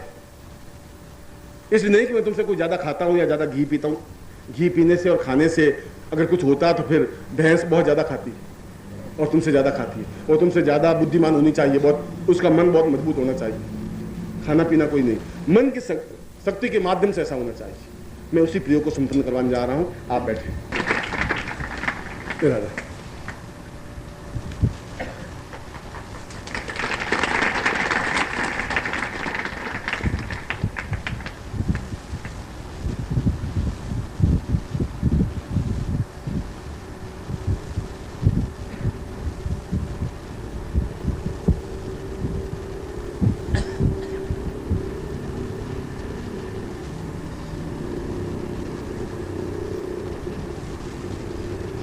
सामने है और जो 10 महाविद्याओं का यंत्र और चित्र तुम्हारे सामने, उसको खोल कर रख दीजिए सामने।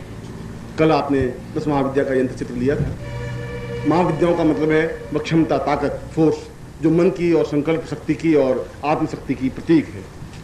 इसलिए 5 महाविद्याएं सौम्य हैं और 5 महाविद्याएं बहुत क्रूर हैं, ताकतवान है, फोर्स है। अगर धूमावती है तो बहुत ताकतवान है, फोर्स है। अगर तारा है तो बहुत शांत है, सरल है। हमारे जीवन की अनुवृत्तियों में फोर्स भी हो, पौरुषत्व भी हो। इसलिए शंकर को अर्धनारीश्वर कहा गया। आधा भाग स्त्री का है, आधा भाग पुरुष का है, इसलिए शिव कल्याणकारी है। सत्यम शिवम तब शिव बन सके। और तुम्हारा आधा भाग स्त्रीत्व का बने, सारा पुरुष ही नहीं बन जाए, सारा स्त्री भी नहीं बन जाए।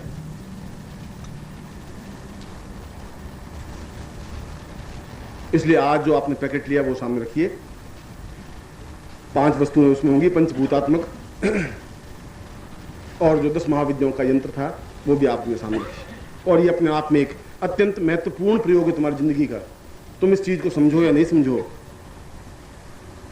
अगर तुम्हें कोई अचानक मैं अपनी यहां से लेकर के एक कोहिनूर हीरा दे दूं तभी मन में तुम्हारा संशय सख्त तो रहेगा कि आसानी से ला के दे दिया तो क्या हीरा थोड़ा ही होगा, कोई होगा शिव जी का कोई शिवलिंग होगा, बस खत्म। तुम शिवलिंग तक रुक जाओगे, इसके आगे तुम नहीं सोच सकते। ज्ञान की चेतना तो अपने आप में अद्वितीय पुंज होती है। शंकराचार्य एक ही बात कह रहे हैं कि नहीं मिल सकता। पृथ्वी बहुत साल तक तपस्या करती है तो कोई शक्ति पुंज बन सकता है, वो दे सकता है। देने की क्षमता बहुत कम लोगों में रही, लेने की क्षमता तो रही।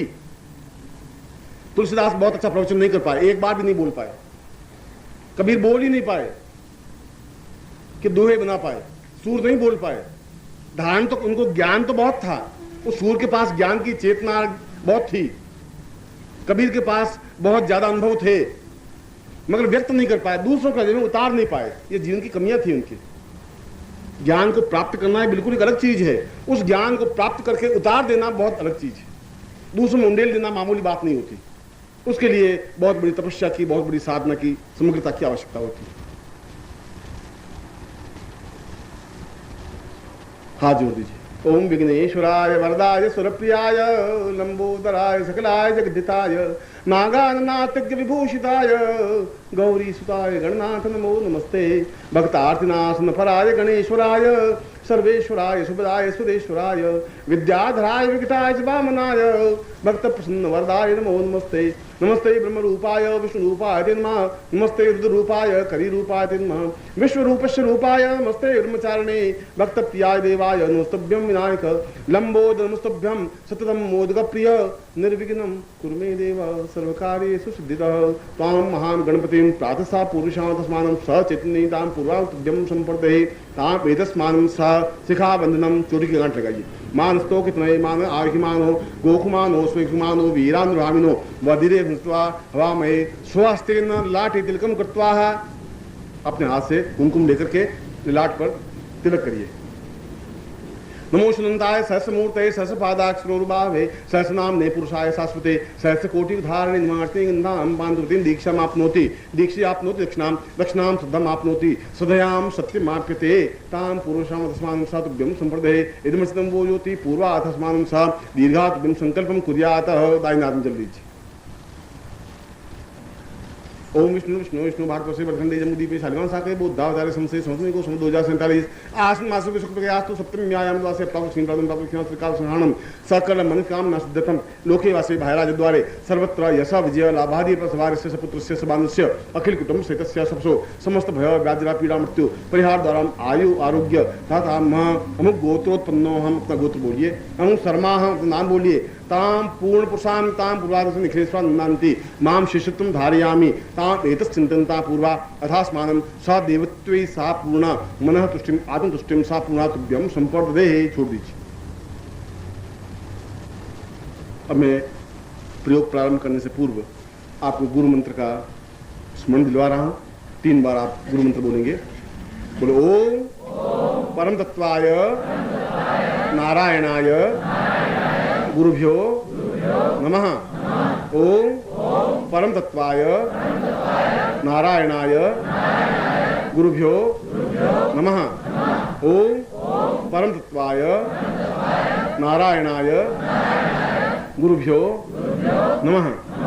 तां पूर्वशां तस्मान् स गुरुमन्त्रं दद्यात् गुरुमन्त्रान्ति ताम् एतास्मानं सदन्ते तुभ्यं सा पूर्वचैतन्यं सा कल्याणमावतास्मद्युद्धं से एतस्मानं स दीर्घ आयुष्य आप्रां पूर्वा अथास्मानं स चिन्तयामि सां दीर्घा अथास्मानं स कृते कल्याणं पूर्णतां वृद्धि सा पूर्णमादं तुभ्यं संवर्धे ता सहस्तेन ता मनः आत्म प्राण चक्षु श्रोत घ्राण जिह्वा समस्त देह रोमेभ्यो तां गुरु प्रसादेन गुरु कर्तव्येन सां आवायामि स्थापयामि नमः। अब जैसे कल आप बैठे थे उस ढंग से आप बैठ जाएं।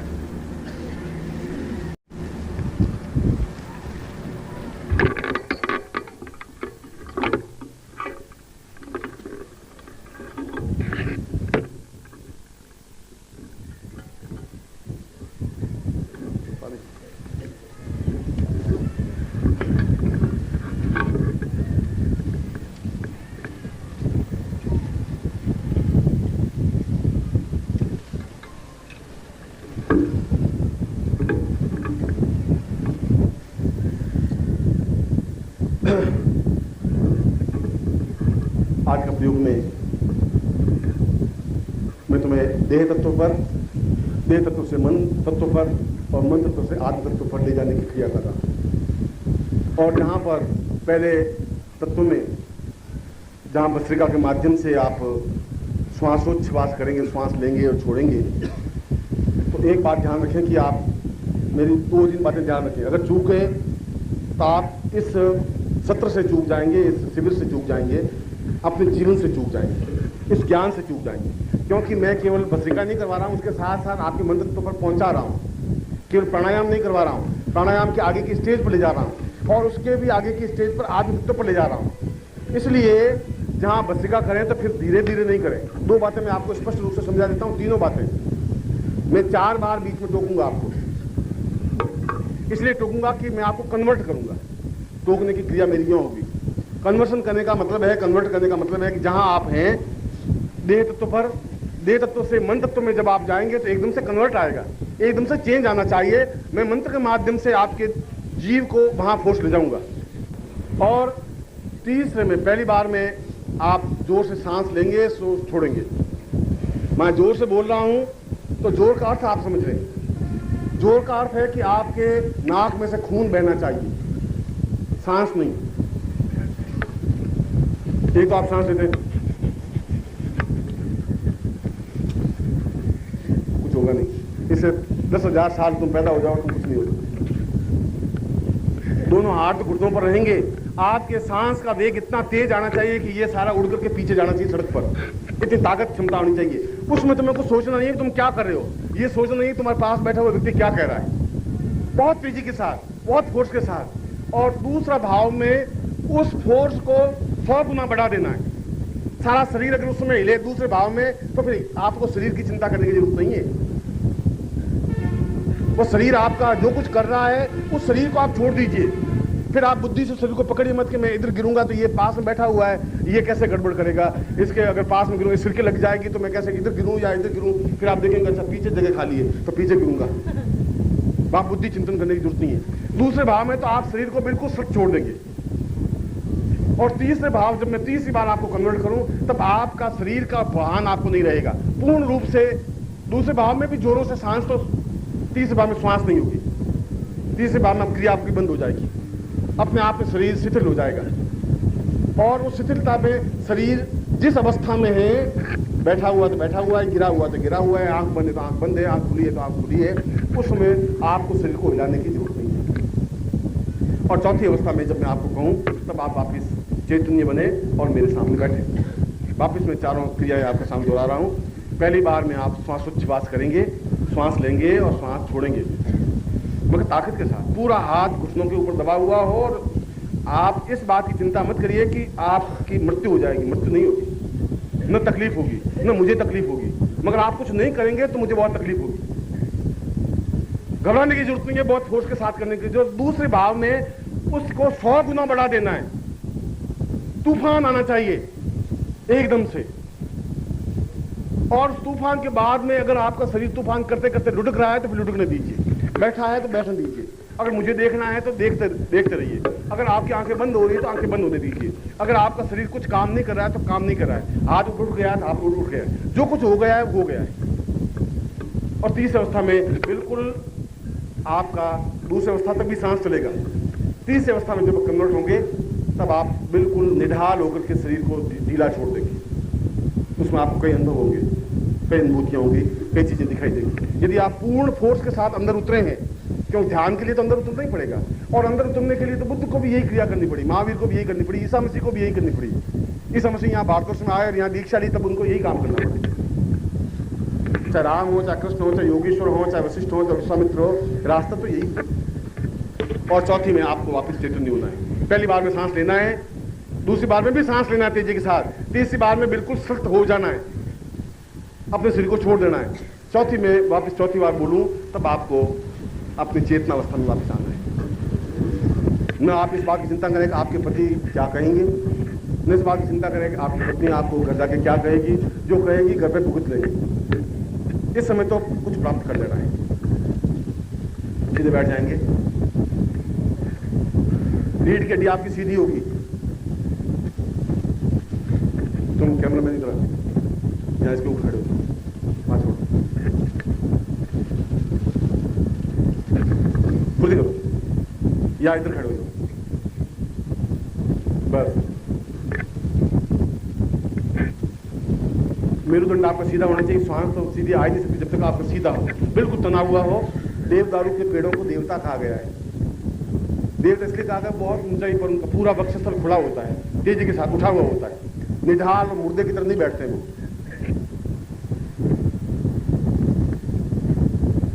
तीन बार ओम की ध्वनि करेंगे बस। मेरुदंड आपका सीधा होना चाहिए, श्वास तो सीधी आ नहीं सकती जब तक आपका सीधा हो, बिल्कुल तना हुआ हो। देवदारू के पेड़ों को देवता कहा गया है। देवता इसलिए कहा गया बहुत ऊंचाई पर उनका पूरा वक्षस्थल खुला होता है, तेजी के साथ उठा हुआ होता है, निढाल और मुर्दे की तरह नहीं बैठते वो।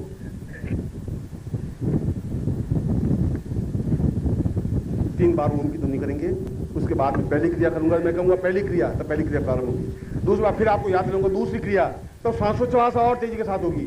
तीसरी बार में अपने शरीर को छोड़ देने की क्रिया होगी, तो आप जैसा है जिस हालत में उसमें रहेंगे। और चौथी क्रिया में वापस जिस हालात में थे वहां से वापस इस जीवन में आना है, उस भौतिकता में आना है। ये चारों क्रिया में हरि ही ओ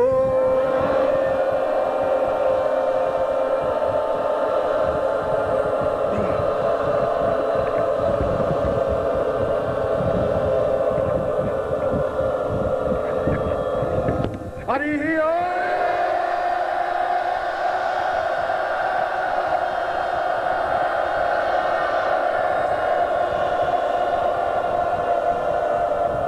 हरि ही ओ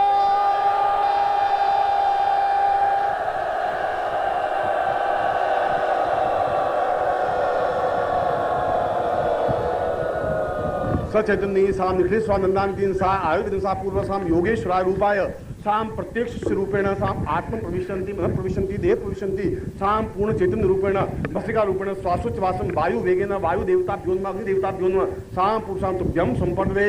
आप प्रारंभ करें बहुत जोरों से ताकत के साथ, ऐसा नहीं करोगे।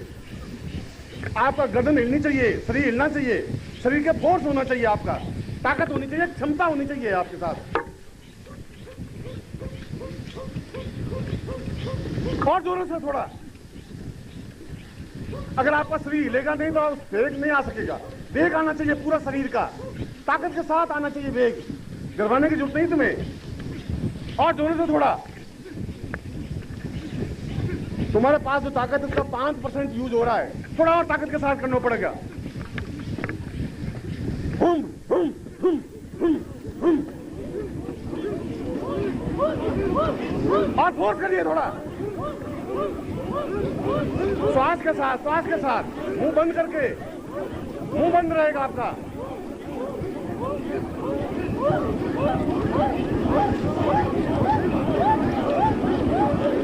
और फोर्स के साथ, थोड़ा फोर्स के साथ करना पड़ेगा, ऐसा नहीं चल सकता तुम्हारा।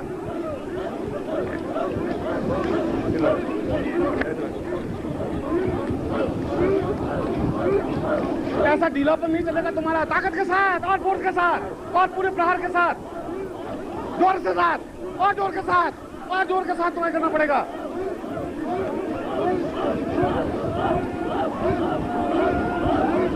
जोर जोर जोर, थोड़ा जोर और जोर और जोर।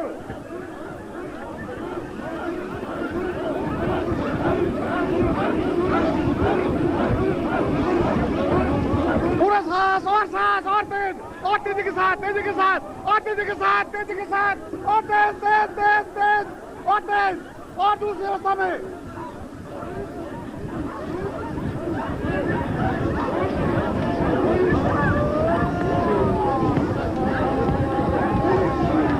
आप शरीर की चिंता मत करिए, तेजी के साथ करिए, तेजी के साथ करिए, तेजी के साथ करिए और फोर्स के साथ। यहाँ तेज के साथ नहीं हो रहा, तेजी के साथ करिए आप लोग और फोर्स करिए।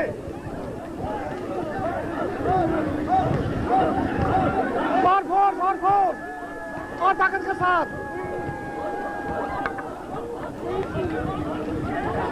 और तेज और तेज और तेज दूसरे समय और तेजी के साथ, तेजी के साथ, तेजी के साथ और तेजी के साथ।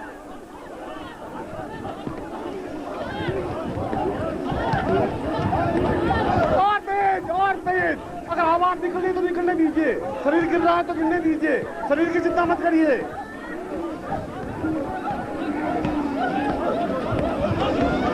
मत रुकिए, रुकिए मत, रुकिए मत। ताकत के साथ, फोर्स के साथ।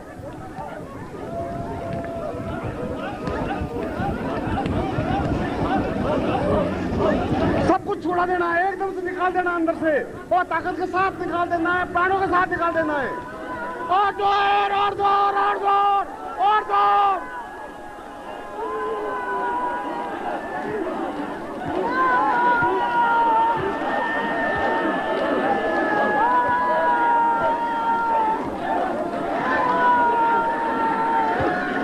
तेजी के साथ, और तेजी के साथ, और तेजी के साथ, और तेजी के साथ, बस, बस, तेज, तेज, तेज, तेज, तेज, और तेज, और तेज, और तेज।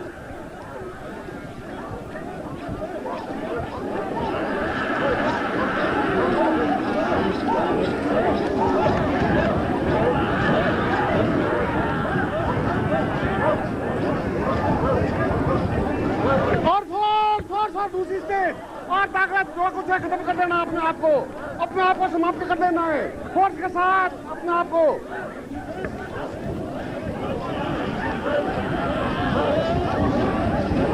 और ताकत लगाइए, और ताकत लगाइए, थोड़ा और ताकत लगाइए।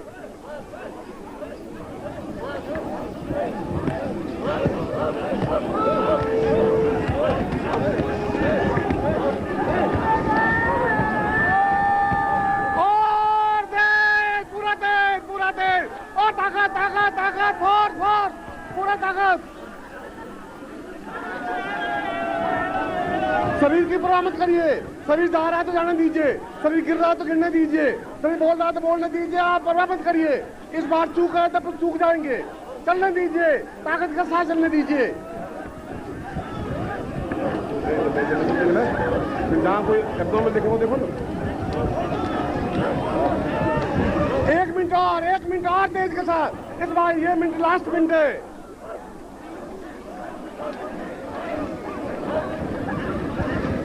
तेजी के साथ करेंगे, बहुत धीमे कर रहे हैं आप, और तेज करना पड़ेगा, तेज, तेज, तेज, तेज, तेज, तेज, तेज, तेज, तेज, तेज, तेज, बहुत तेज।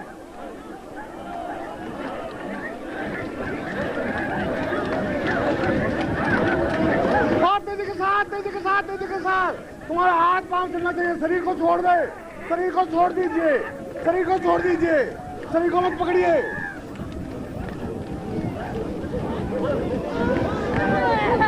शरीर की परवाह मत करिए, शरीर को छोड़िए। और ताकत, force, force, force, force, force, और जोश के साथ, और ताकत के साथ, और क्षमता के साथ।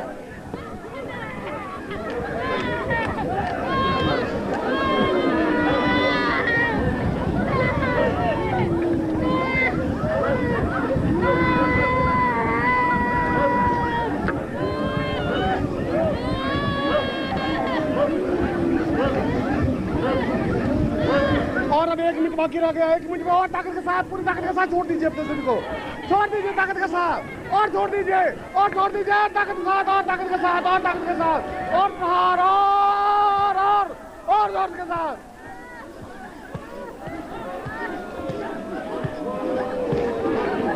शरीर को गिरने दीजिए, शरीर जो कुछ करे करने दीजिए, शरीर की परवाह मत करिए।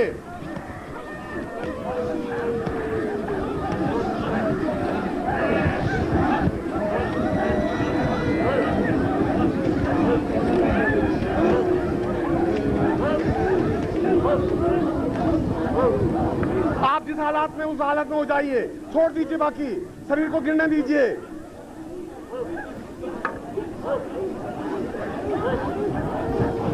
और शांत हो जाइए, पूर्ण रूप से शांति प्राप्त करिए, पूर्ण शांत, अपने आप में शांत।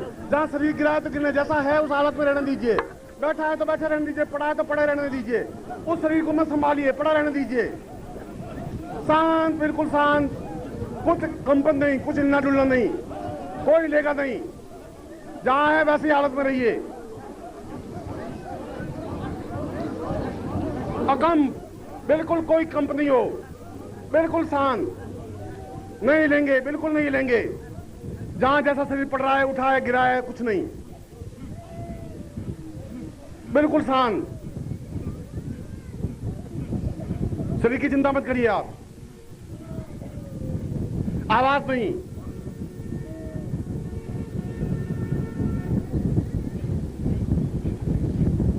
बिल्कुल शांत।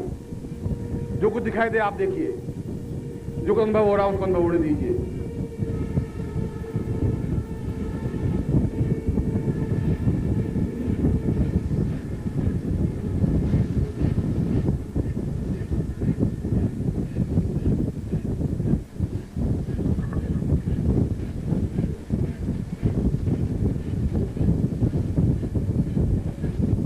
निःशब्द, बिल्कुल आवाज नहीं।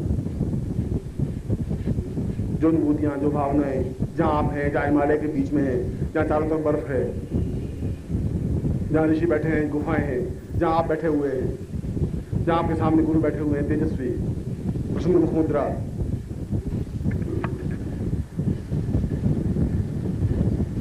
और जहां आप हैं वह सब कुछ आपके जीवन में घटित हो चुका है, इस जीवन में भी, इस पिछले के जीवन में भी।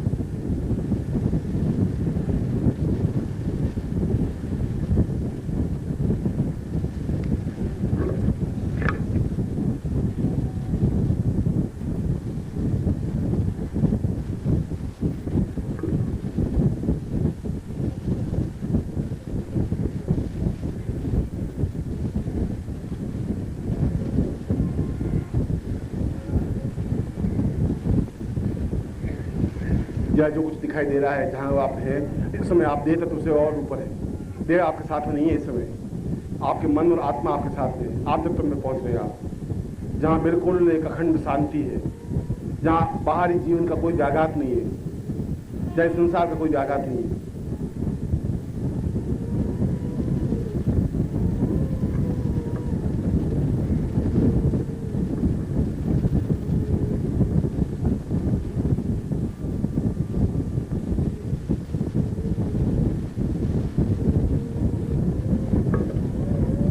चौथी स्टेज में बहुत धीरे धीरे वापस बिना झटका खाए वापस इस भूमि पर, वापस देह तत्व में आना है। बहुत धीरे धीरे वापस चैतन्य होना है, झटका खा करके नहीं।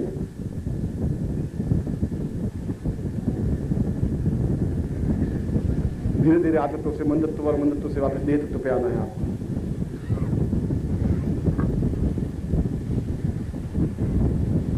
फिर वापस जागृत अवस्था में आना है, फिर चैतन्य अवस्था में आना है, फिर उठना है, फिर अपने आसन पर बैठना है।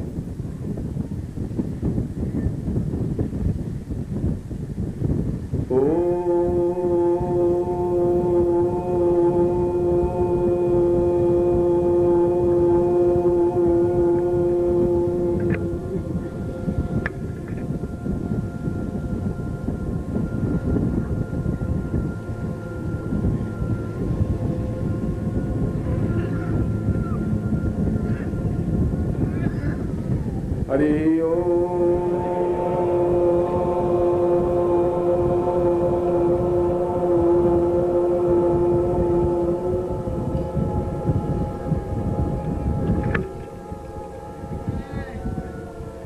हरि ओम।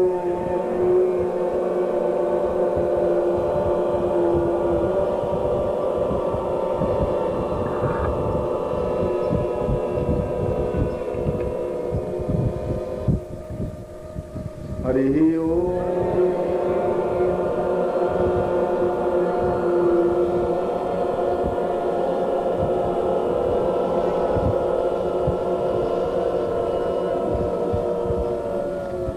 हरि ओम।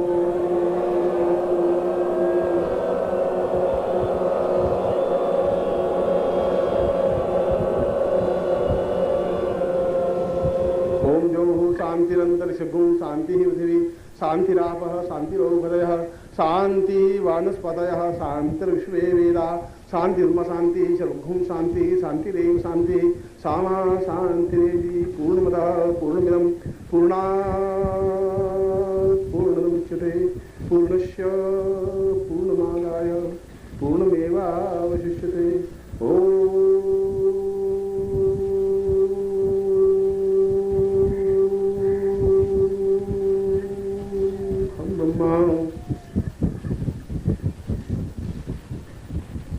जीवन के इस अद्वितीय अवसर पर और जीवन का एक बहुत छोटा सा 1 और 2 मिनट आपने जो कुछ आनंद का उपयोग किया है वह केवल जीवन के आपके 2 और 3 मिनट का हिस्सा है, जहां आपको देह का ज्ञान नहीं था।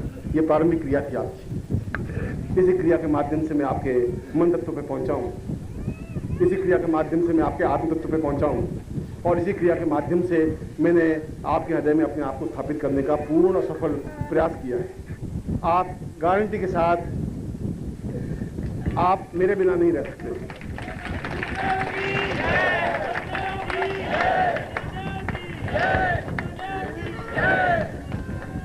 आपको जीवन में व्यक्ति तो बहुत मिलेंगे, धर्मगुरु भी मिलेंगे, शिक्षक भी मिलेंगे, मगर ये मैं बिल्कुल दो टूक शब्दों में कह सकता हूं, मेरा जैसे व्यक्तित्व आपको नहीं मिल पाएगा, संभव नहीं है, जो आपके सुख में आपके दुख में सहायक है।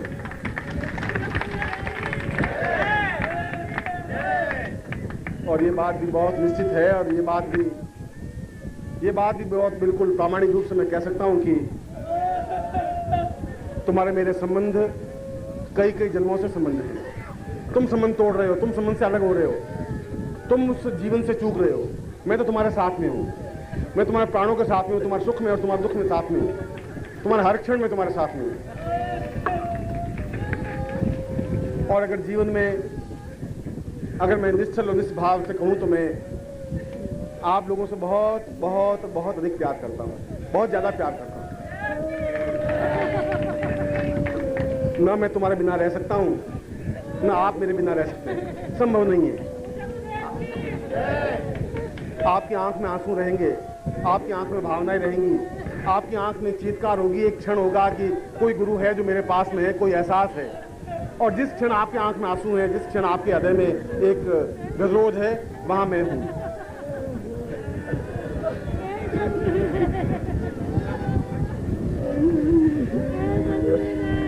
आप जीवन की किसी प्रकार की विपत्ति, बाधा और परेशानियों में जहां भी आप तकलीफ में हैं, वहां मैं आपके बीच में खड़ा हूं।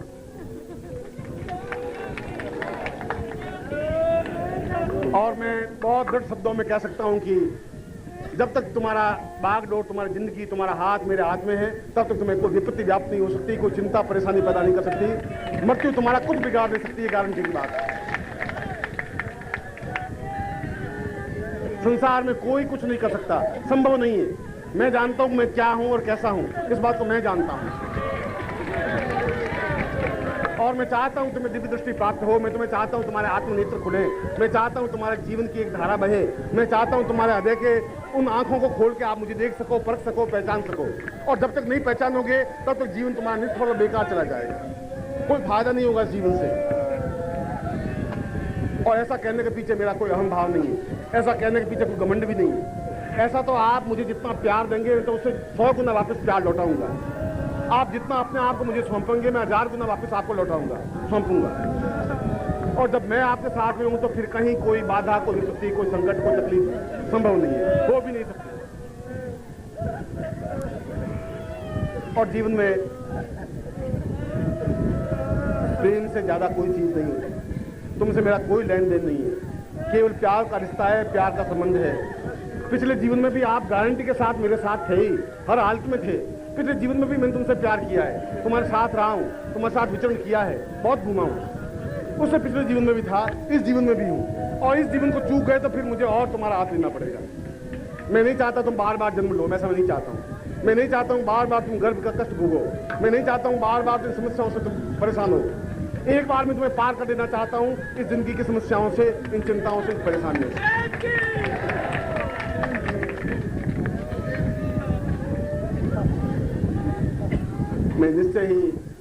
मैं निश्चय ही मैं आपका हूं और आपके पास में हूं, इतना विश्वास रखिए। मैं अलग हट भी नहीं सकता तुमसे, और तुम मुझे एक क्षण के भी बुला नहीं सकते। शरीर को अलग कर सकते हो, अपने गांव में, अपने शहर में जाकर बैठ सकते हो, पर खाना खाते, बैठते हुए, पीते हुए, सोते हुए, उठते हुए तुम्हें मेरा चेहरा तुम्हारी आंखों के सामने घूमेगा ही, गारंटी के साथ घूमेगा। मेरा स्मरण तुम्हारे होठों पे आएगा ही। तुम होठों को रोक सकते हो, सी सकते हो, मेरी याद को नहीं बुला सकते, संभव नहीं है। और अगर बुला भी दिया तो तुम्हारे जैसा कृतज्ञ कोई व्यक्ति नहीं हो सकता, फिर तुम्हारे जैसा जड़ व्यक्ति नहीं हो सकता, फिर चेतना ही व्यक्ति नहीं हो सकता। मैं तो अपने जीवन के तिल तिल को जला करके भी, अपने शरीर को और प्राणों को जला करके भी आपके जीवन को सुख और सौभाग्य देने के लिए आया हुआ हूं। मेरे जीवन का जन्म कोई विशेष उद्देश्य के लिए हुआ है। मैं तुम्हारी तरह बिल्कुल एक मामूली जीवन व्यतीत नहीं कर रहा हूं, न मैं मामूली जीवन जीना चाहता हूं, न मैं संसार की परेशानियों से परेशान हूं, न चिंताओं से व्याप्त हूं। न चिंताएं मुझे तकलीफ दे सकती है, न परेशानियां पैदा कर सकती है। मैं तो तुमसे केवल प्यार का आकांक्षी हूँ, स्नेह का आकांक्षी हूँ। तुम्हारा हृदय मुझे चाहिए, तुम्हारा स्नेह मुझे चाहिए, तुम्हारी करुणा मुझे चाहिए, तुम्हारा एक आधिपत्य मेरे ऊपर चाहिए। और मैं हजार हजार रूपों में तुम्हारे पास हूँ। अगर एक कृष्ण हजारों गोपियों के पास थे तो मैं भी तुम्हारे पास हूँ। प्रत्येक व्यक्ति के पास इंद्र जो है।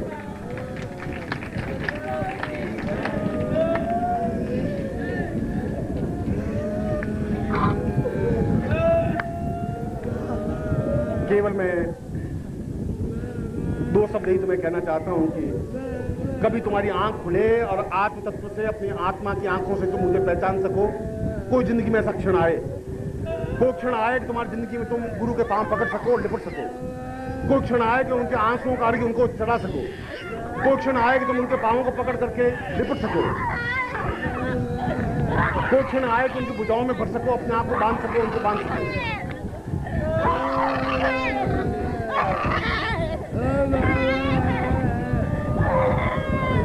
और यदि ऐसा जीवन में नहीं हो सका तो इस जीवन का कोई प्रयोजन, कोई मकसद, कोई लक्ष्य नहीं रहेगा।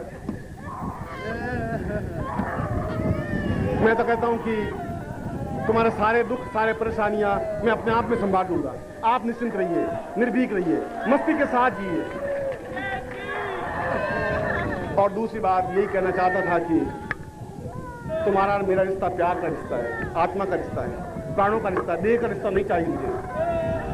मगर तुम्हारा प्रेम, तुम्हारा स्नेह चाहिए। हर क्षण में तुम्हारे साथ रहूं, ऐसा चीज चाहिए। मैं आपको बहुत बहुत प्यार करता हूं, ऐसा ही चाहता हूं।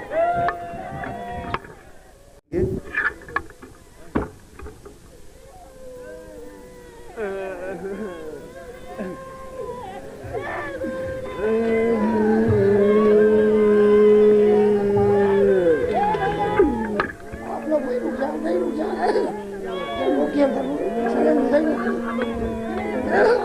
रुक जाएंगे, अपने स्थान पर वहीं रुक जाएंगे।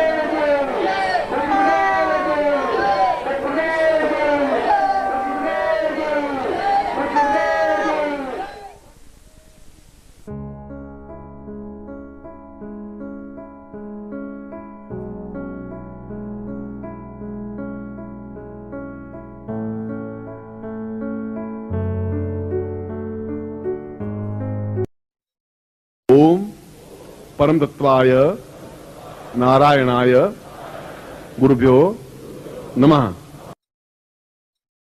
ओम ह्रीं मम प्राण देह रोम प्रतिरोम चैतन्य जाग्रय ह्रीं ओम नमः। ओम भूर्भुवः स्वः तत्सवितुर्वरेण्यं भर्गो देवस्य धीमहि धियो यो नः प्रचोदयात्।